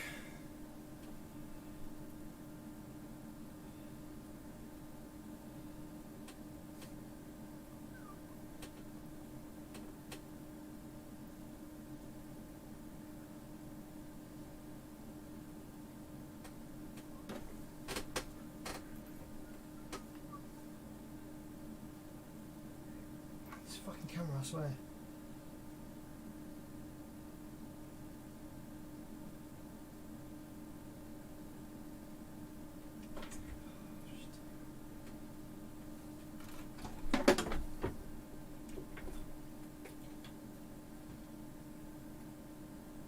Who else wishes that they had like 3 hands when they're soldering?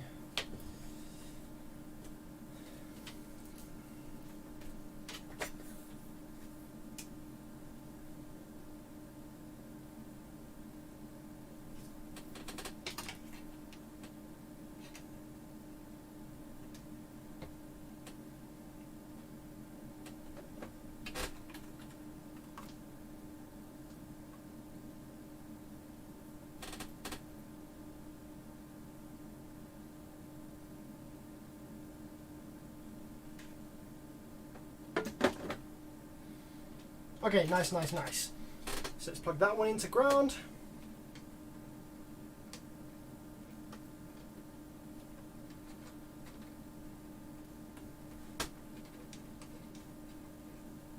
Nice Nice, nice, nice. Okay, cool. So we are all hooked up and ready to go. We just need a little bit of electrical tape around these cables here so they don't touch each other while we have them up and running.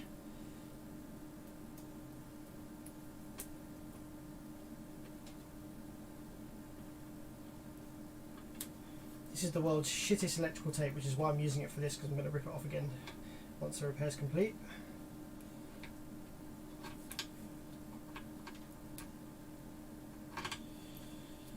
You know that good electrical tape would be like stretchy. This is the complete opposite of that. It's the worst stuff in the world. It's like super solid and it just comes unstuck in like 2 seconds.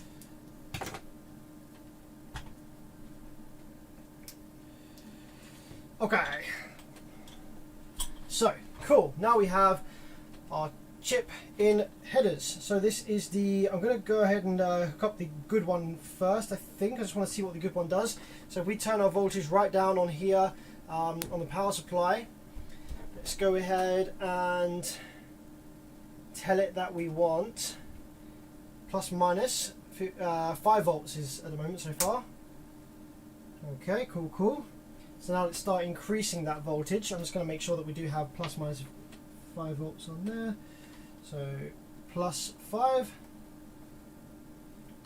minus 5. Yep, that's cool. So let's start increasing that and just see what we find, see what happens.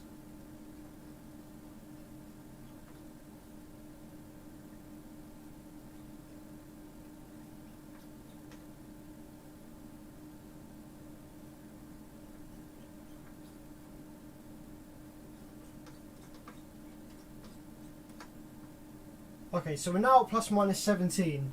Now what's really cool is that these LEDs have actually started lighting up.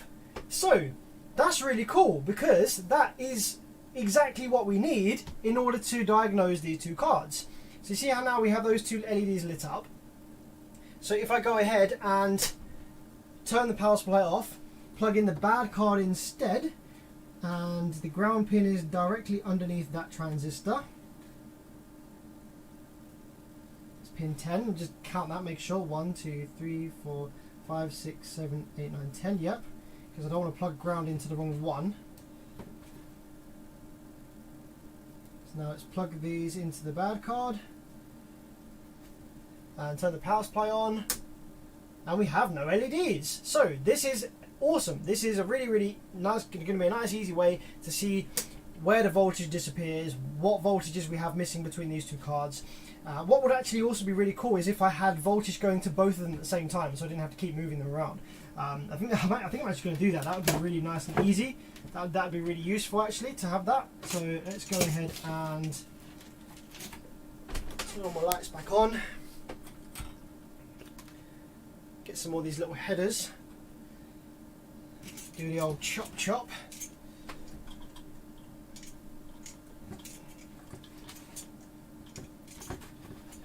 So I know this might be a little bit long, just like having me doing this with the headers, but this is going to make life a lot easier. We haven't got to keep swapping the wires around on these cards. If I make some headers for this other one as well and plug it into the same, solder it up to the same wires we've got that other one in, it's going to make life super easy. Probably going to be able to find the fault in no time. Right, so that's ground. That's that one there. Cool, cool. Now I just need 2 more. That one right there, that's going to be our positive rail. And then we just need 1 more for our negative rail. Is there another one around, another bit of wire around here with the header on it, maybe? So many of these wires.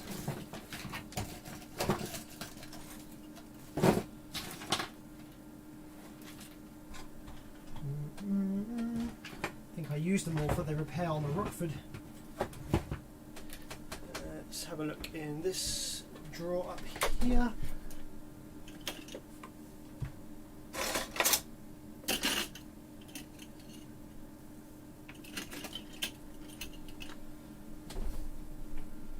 There we go, we've got a yellow one. Excellent, excellent, excellent. So that's going to be our negative rail.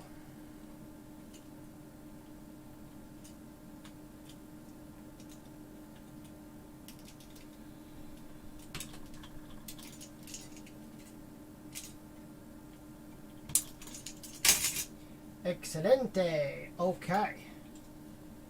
Positive, negative, and ground.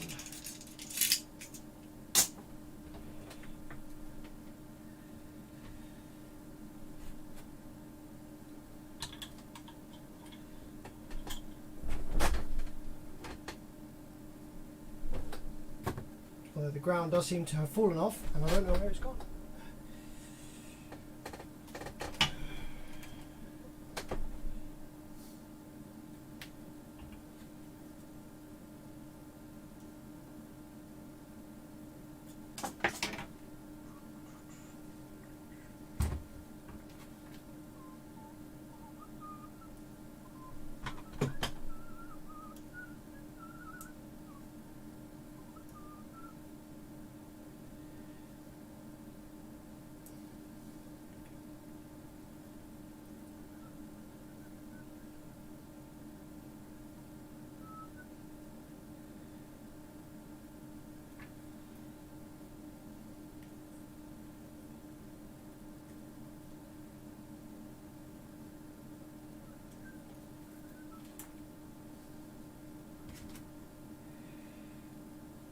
Trying to get these headers sorted out so that they go in nicely and stay in because they keep falling out.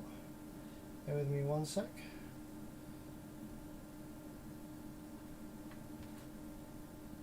So that's negative rail, positive rail,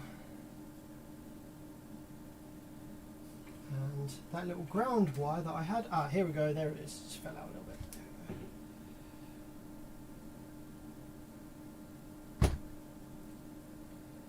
Underneath that transistor there. Awesome. Okay, so now let's solder these to our wires from the power supply. Let's read some live chat.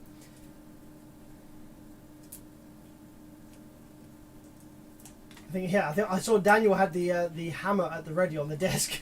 Yeah, I saw that as well. That cracked me up. Just in case shit ain't gonna work, he's got the hammer at the ready.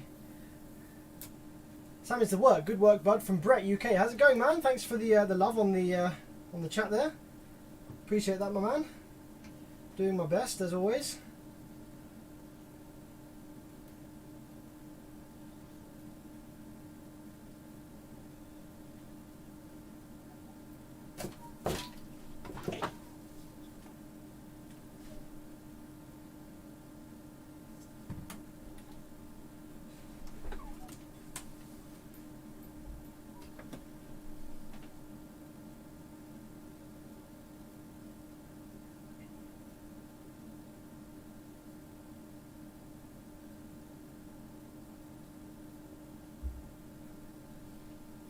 Okay, that's ground, and then we want our positive rail just here. Let's get that one connected up.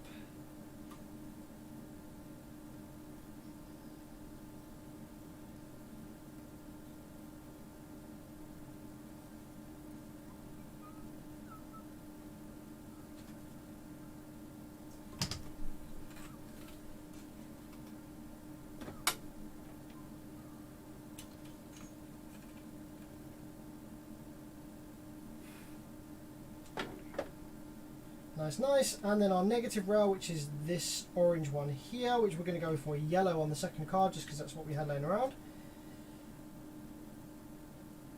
A bit of flux, a little bit of solder.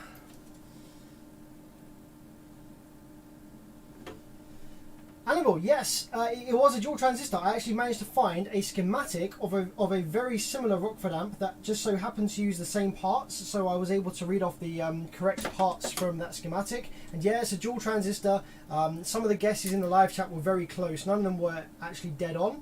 But yeah, good job you guys guessing what parts they were. Dual transistor, and I've ordered those parts. They were in stock, which is an absolute godsend because nothing's in stock at the moment. So that was really awesome luck. So yeah, we have parts on order for the Rockford, and that should be coming up in a stream next week. Hopefully getting that Rockford finished now. Finally. Okay, cool. There's all our supply wires. Right, so let's go ahead and start comparing voltages then between these two driver cards on this JL Audio 450/4.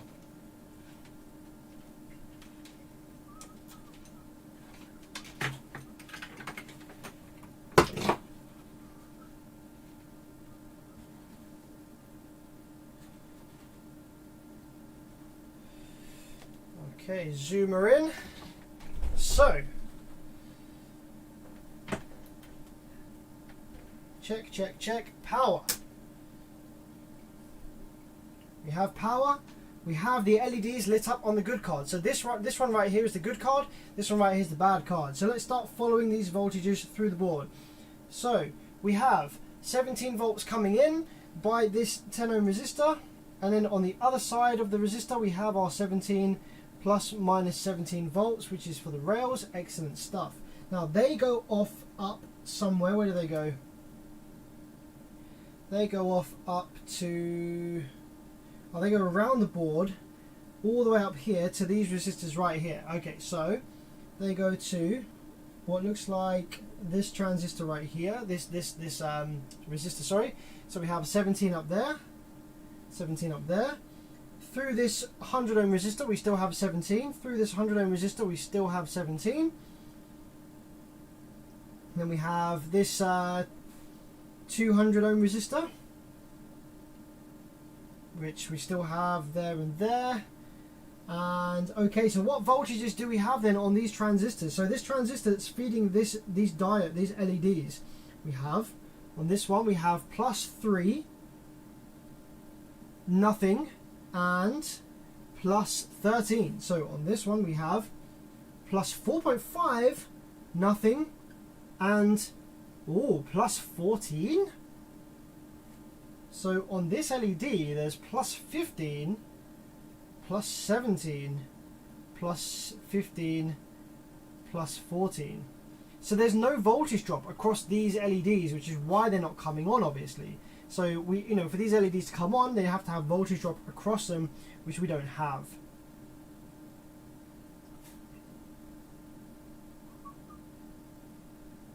So on this big resistor here, we've got 13.48 and 16. 13.48, 17. Yeah, that's about right. Okay, so clearly the voltage on these transistors are incorrect. So what I want to go ahead and do is actually check the voltage on this little this tiny little transistor down here. I don't know if this is actually going to be doing anything at this point in time. It might take some different supply voltages from somewhere. Yeah, so there's no voltages on this little transistor down here. Okay, how about these top transistors at the top here? So I think basically we've decided that the transistors are definitely the faulty thing. I just want to kind of hone in on which ones it is. So we've got +17 on both of these pins 1 and 3, but nothing in the middle. Over here we have 17 pins 1 and 3. What do we have in the middle? Nothing. That's cool. Next one along, we have 17.5. Nothing. 17.6, 17.16, that's fine. 17, nothing, 17. Alright, let's turn our attention to these transistors in the middle here.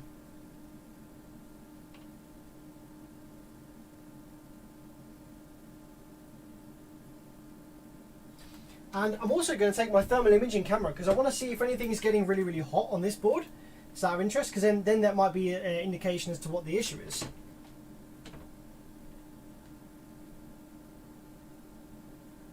Okay, now we don't have much current or voltage going in, so I doubt anything is going to be getting very hot.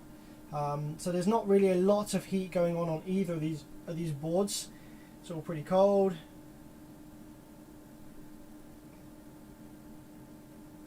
We have a little hot spot actually on this one, just here. This transistor is getting a little warmer than the others.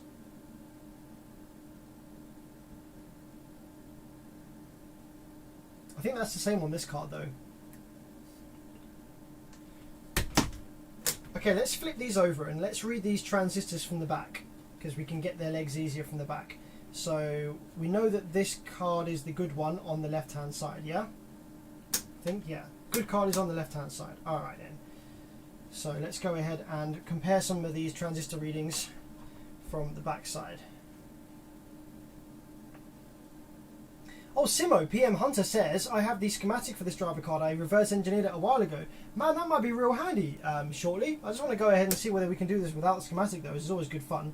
So on the good card we have, on this bottom transistor, negative 17, nothing, negative 16.7. Okay, so a slight difference there. Very slight difference, 0.3 of a volt different on that one. So let's check on here. Negative 17, nothing, negative, that's correct. Okay, that's correct. So let's check this one right here. We have is a bit of capacitance on the oscilloscope probe, but we have negative 4.1, negative 17, and nothing. So negative 17 in the middle, nothing, and negative 3.4. So there's a difference there. There is a difference there between these two. Oh no, it's the same now. Negative 3.3, 3.4. Okay, that's the same there now. So that seems to be all in order, I think.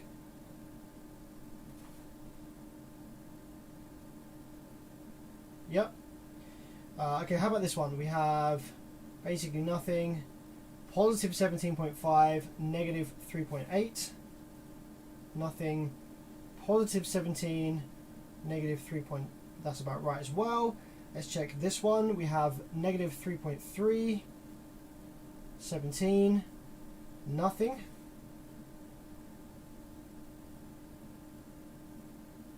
Negative 3.4, 17, nothing. Okay. Now we have positive 3.6, positive 13,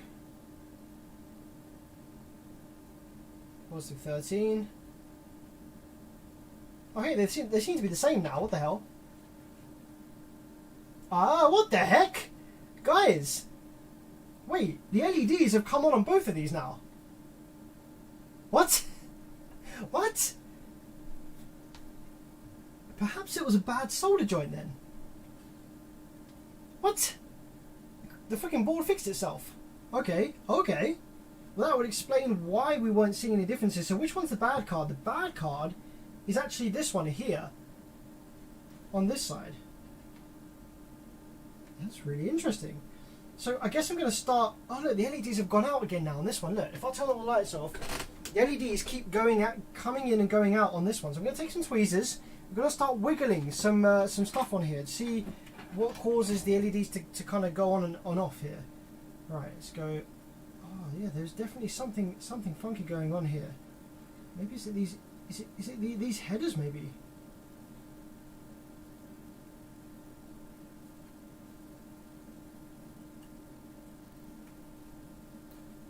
No, it's not the head. I mean, you know what? It seems to be the actual pins that are soldered into the board, maybe. Let's go ahead and wiggle each transistor just to see what happens.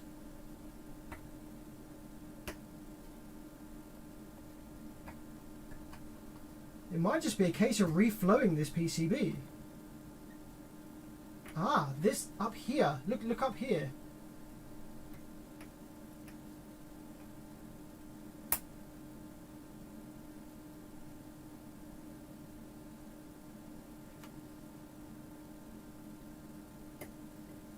Oh no, coincidence maybe?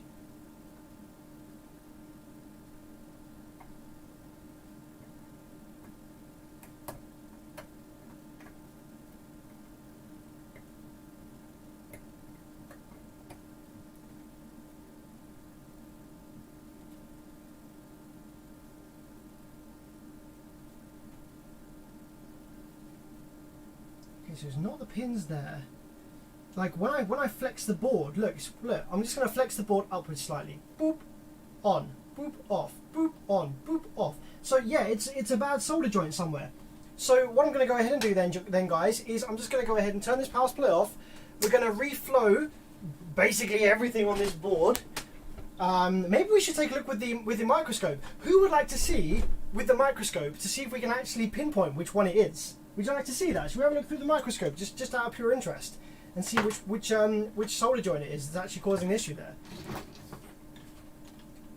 Daniel Doyer, it's not the wires. I'll tell you why it's not the wires. Because when I was holding the wires in, it wasn't changing. And also, this board in the amplifier wasn't lighting the LEDs, and it was soldered into the card then. It's not the wires.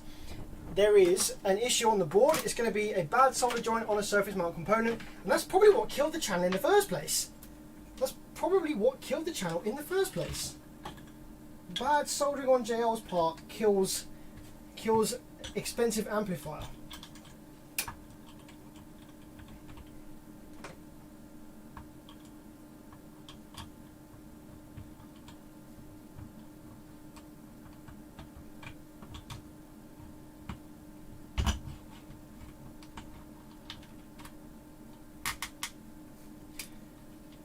Right, let's get the microscope hooked up then. I'm going to steal the HDMI from the big camera at the top there, plug it into my microscope, get the microscope powered on, get the board under there, and let's go shopping. Let's go and see if we can find where this bad part is. So if I give you this camera and then reset it, we should end up with the video feed from here.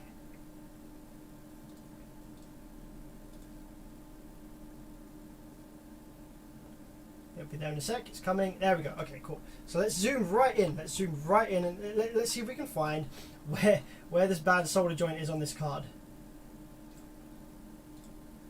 Okay, let's do a nice cheeky focus. All right then. I think that's about close enough. So I'm going to start from top left. So guys, holler at me when you think you see a bad solder joint, and we'll go from there. So I'm going to start top left. Looks good so far. Get a bit more light on here, I think, perhaps. A bit more light from either side, maybe.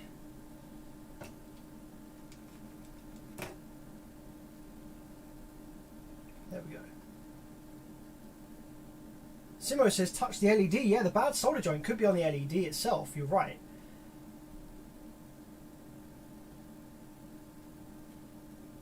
I mean, under the microscope, a lot of these solder joints don't look too nice, do they? Let's be honest. Shit, you can even see the actual individual wires there of the LED there. That's pretty cool. That looks kind of cracked. Oh, I mean, I think that could just be some flux there, but there's definitely some kind of cracky cracks on that one. So that could do with, yeah. Actually, I think that's just flux, like old flux that's cracked there. But let's have a look at some of these pins on here as well. How are these pins looking? Looking all right. Oh, not too bad. Okay, let's check these resistors down at the bottom here. Okay. Let's go back up to the top. Let's start having a look around here. Let's have a look at the solder on the LEDs that we were looking at just a moment ago. So these are the resistors up here. That's the solder on one of these LEDs. That's the solder on the other side.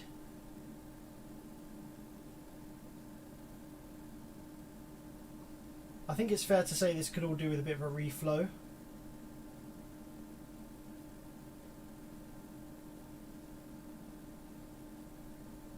I mean, the LEDs could actually be bad internally, and like flexing the board could just be making a connection with these things inside.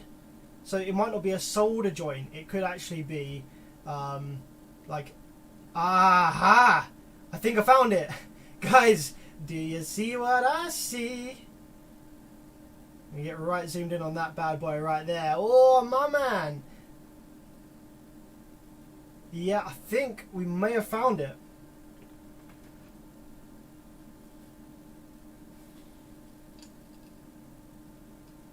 So wait, what part is that I'm zoomed in on? Where the hell is that? Is that's the 473? It's that big boy.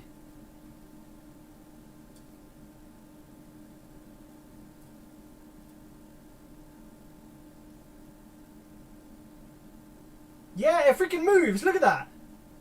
Well, there it is, guys. That's the issue. Preventing that's what killed this channel. That is what killed this channel. Nice. Yeah, boy. And there it is. Oh, man, I'm glad we got the microscope out. That's really interesting to see. Okay then, so give that a reflow. And then this is probably going to work now. That's probably the only issue, because like we went over the whole board with our multimeter, and there's no like components out of tolerance or anything like that, is there? So I'm pretty sure that the actual components on the board are all fine. It's just this jank-ass connection point there. Man, that's freaking interesting as heck. Alright, cool. Man, I'm glad we got this out. Glad I saved this one for the live stream. It's really interesting.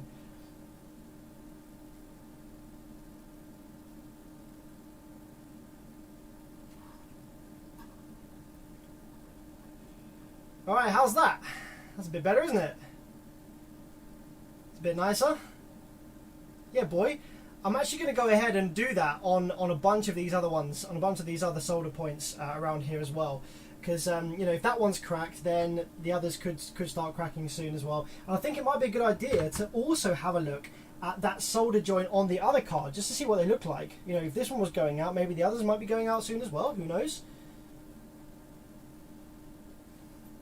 So I'm just giving myself a bit more working distance here. So yeah, let's go ahead and start reflowing some of these other joints as well, I think.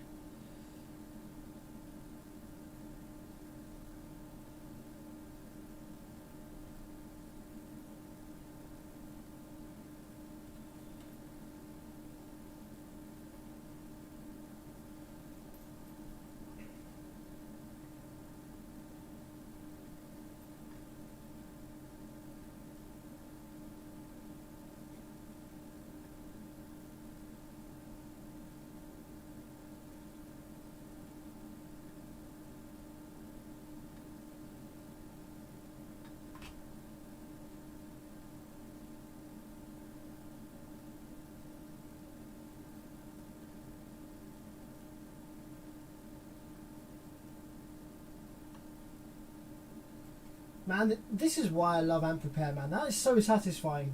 To find that is so satisfying, you know. It just feels good. Right, now I'm not sure I can bother to sit here and reflow all of these. So let's just have a quick look, see if any of the others look bad. What do you guys reckon about these diode ones? Like, I think they're probably alright. They kind of look alright.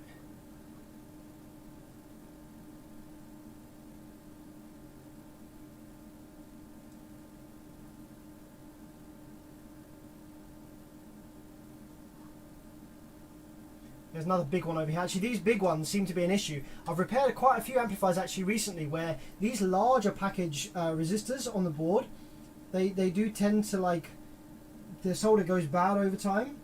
So I'm going to reflow this one over here because this is another large package resistor. And there's another large package resistor down here, 153. So I'm just going to go ahead and do that one as well.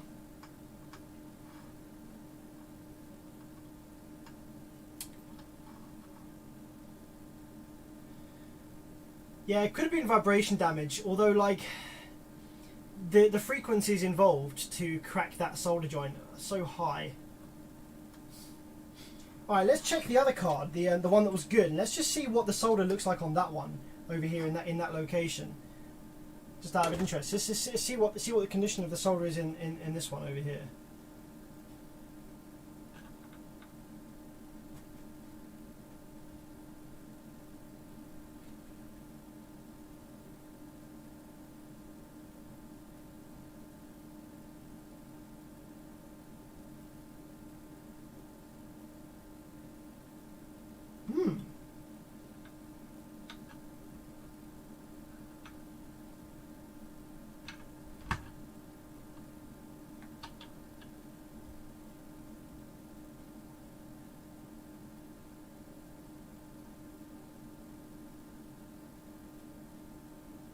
That doesn't look too great either, does it? That looks like it might be starting to kind of come away. Look at that. This is the other driver card.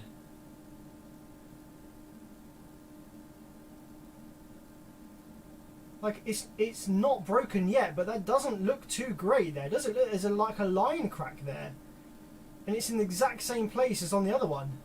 So I'm going to reflow that. Like, that hadn't caused an issue yet, but I'm going to reflow it anyway. Interesting.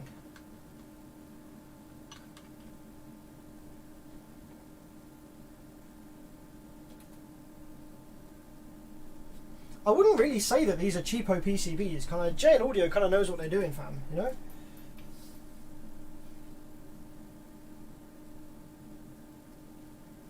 Like these PCBs don't feel cheap. They don't, don't give me a cheap vibe.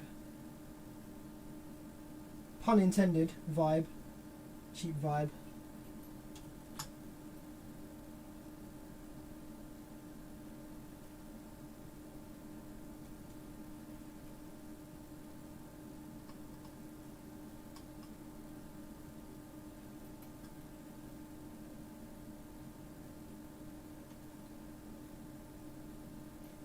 I'm going to do these other large resistors as well, because these seem to be a bit of a problem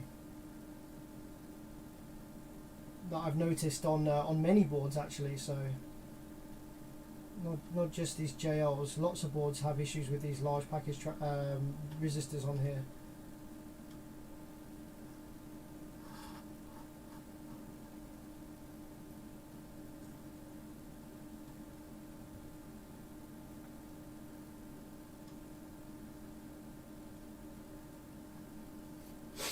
Alright, cool. So let's put the HDMI cable back in the overhead cam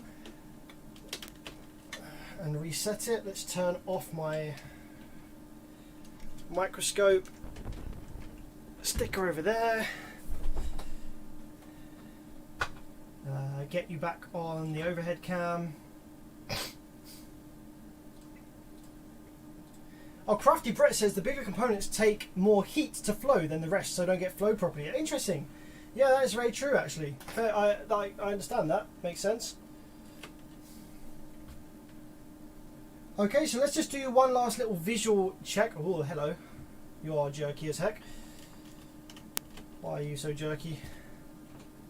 There we go, that's better. So I'm just going to go ahead and do one last visual check, visual inspection on this one. Make sure that there's no solder bridges that I've made accidentally while I've been messing around with this. But then yeah, we can go ahead and solder these back in the board and see if that channel now works properly.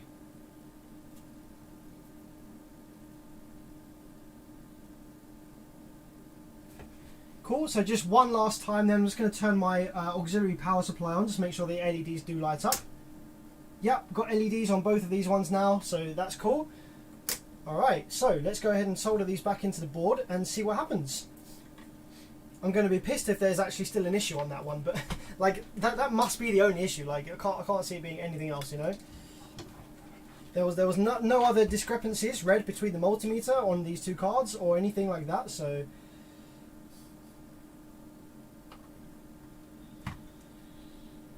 okay, let's drop her in there. Drop her in there. Lubbly jabbly, two cards in there, flip her over, solder ruby. What's going on with this one?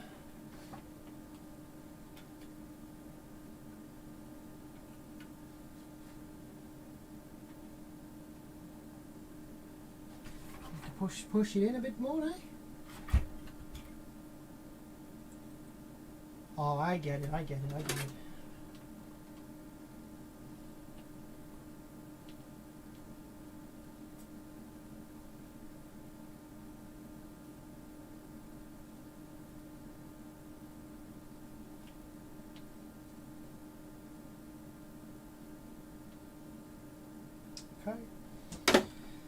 Just want to make sure that this goes in nice and deep. Giggity.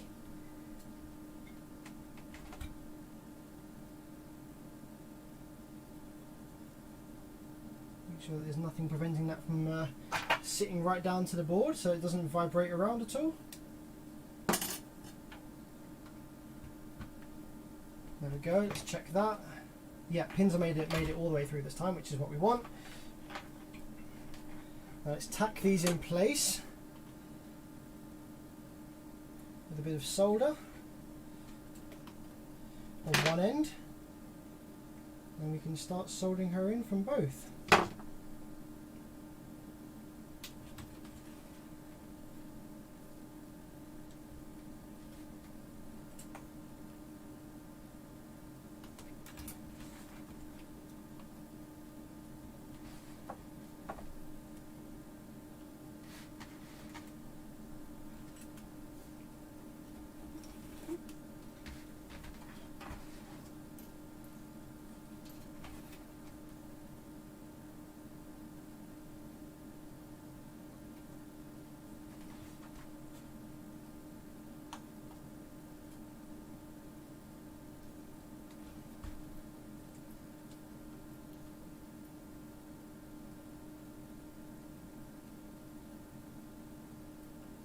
I'm going to be so pissed if if there's other issues, because everything seemed fine, didn't it?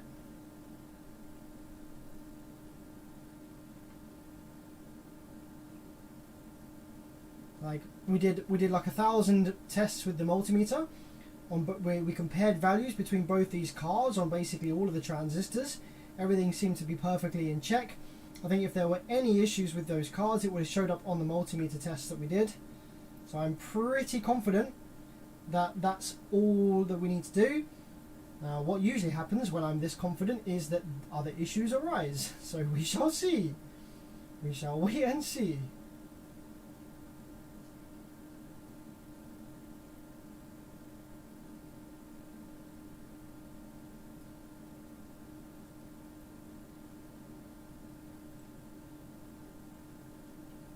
Sam Parry, good job, dude. Thanks very much, my man. Appreciate the love.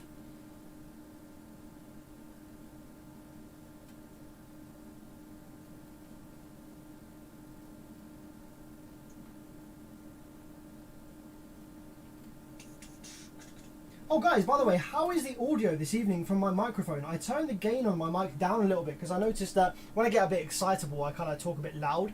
And it was clipping my mic before. So before, I'd have my mic turned up this loud, which I think might be a bit louder. Sorry if you were watching this and now I'm suddenly louder. But I kind of turned myself down a little bit just because I thought it might clip the mic occasionally when I do a bit of an excite. Right, isopropyl alcohol, where are you? Here you are, toothbrush. Where's the toothbrush at, yo? Here it is. Did you put that ceramic capacitor back? Yep, we put those back first thing. Before we did anything else with the driver cards, we put that back in, so that's all done. I do just want to reflow this one. Sounds like you're in a small room. Yeah, Simo, I'm in a very small room. This is tiny ass freaking room. Well guessed. Well noticed. Freaking tiny ass room this.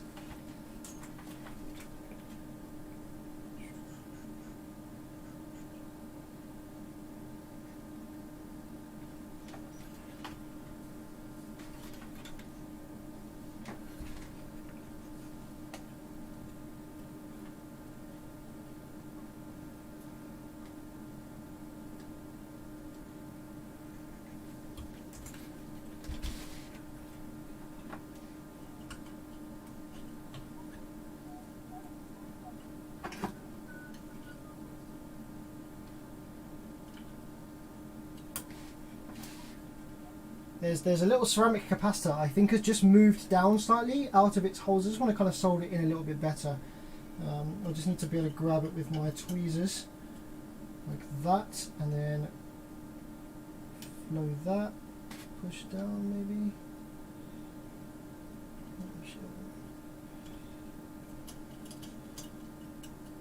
It's like a smaller one that I didn't notice earlier. Just want to make sure that it's soldered in nice and tight there.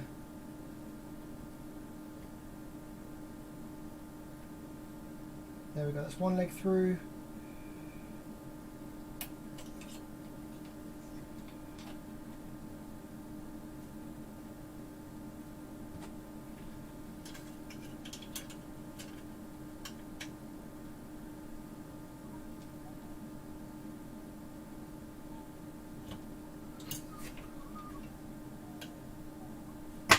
Ah, come on.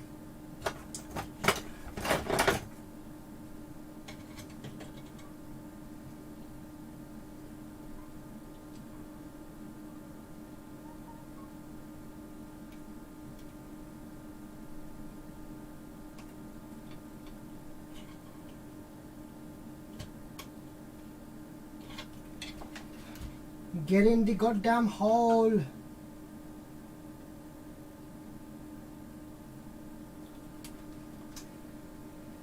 There we go. That's fine. It's in. Whatever. It's in. Okay, so now we just power it up and we apply some audio signal to channel 2 that was bad earlier, and we see whether we have good audio now on channel 2. Channel 2 was this one right here. Okay, make sure there's no solder bridges on the cards just down here. Don't think there is, just double check, especially where I was poking around with the soldering iron just now for the little ceramic cap.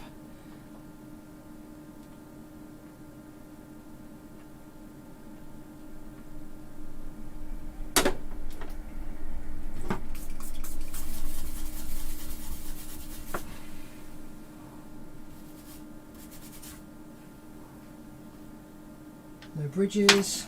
Just double check. I'm making absolutely sure with this because I'm quite confident that this is fixed. And I don't want to risk it not being fixed because of some stupid mistake from soldering. So just absolutely make sure, double check, no solder bridges. Yep, we're good. Let's brush all the solder off of the desk just so nothing shorts out underneath. If there is any solder on the desk, make sure absolutely sure that there's not.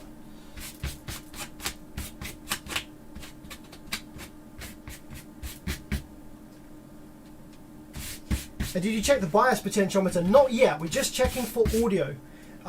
We will bias it once we have audio, because we're only powering the amp up for like 5 seconds at a time. So even if the bias is high or low, we'll still get a clean sine wave at like 200 hertz. Maybe not 20k if the bias is wrong, but we'll get one at 200 hertz.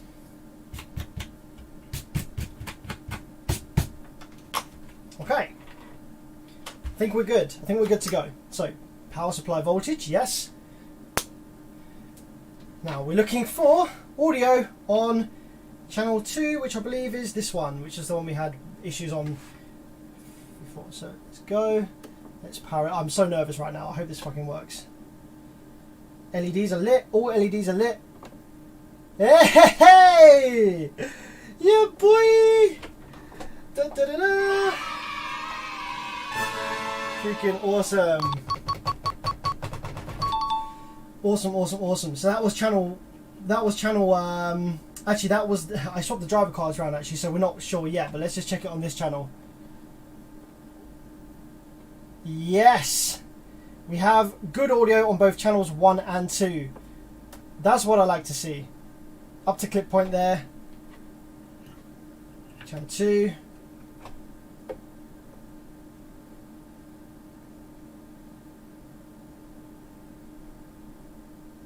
Up to clip point there. Fantastic stuff. Fantastic stuff. Hooray! Yeah, boy! Alright, cool, nice. So all we need to do now to complete this repair is set the bias for the channel that we repaired, because the MOSFETs we fitted are going to be different values to the slightly different tolerances to the ones that were in there before. So we need to set the bias, and we just need to new thermal pastes and put it back in the heatsink and do an endurance test. Then it goes back to the customer. Happy days. Guys, I hope you enjoyed. My throat is dead because I talk a lot when I'm doing these streams. Yeah, hope you enjoyed, guys. I hope this was interesting for you. The next live stream we're going to do is probably going to be looking at Daniel's amplifier remotely once we get that working. So yeah, subscribe for that if you're interested in that. And as soon as the parts for the Rockford Fosgate 4-channel arrive, we're going to be looking at that one as well, getting that one finalised, just like this JL Audio right here. So guys, it's been a pleasure. I hope you've enjoyed. Leave a like if you liked it, I guess. And yeah, subscribe for some more live streams on Amplifier Repair. Have a great weekend. I'm going to go and have a nice cheeky hot chocolate, and I will see you guys in the next stream. Take it easy, guys.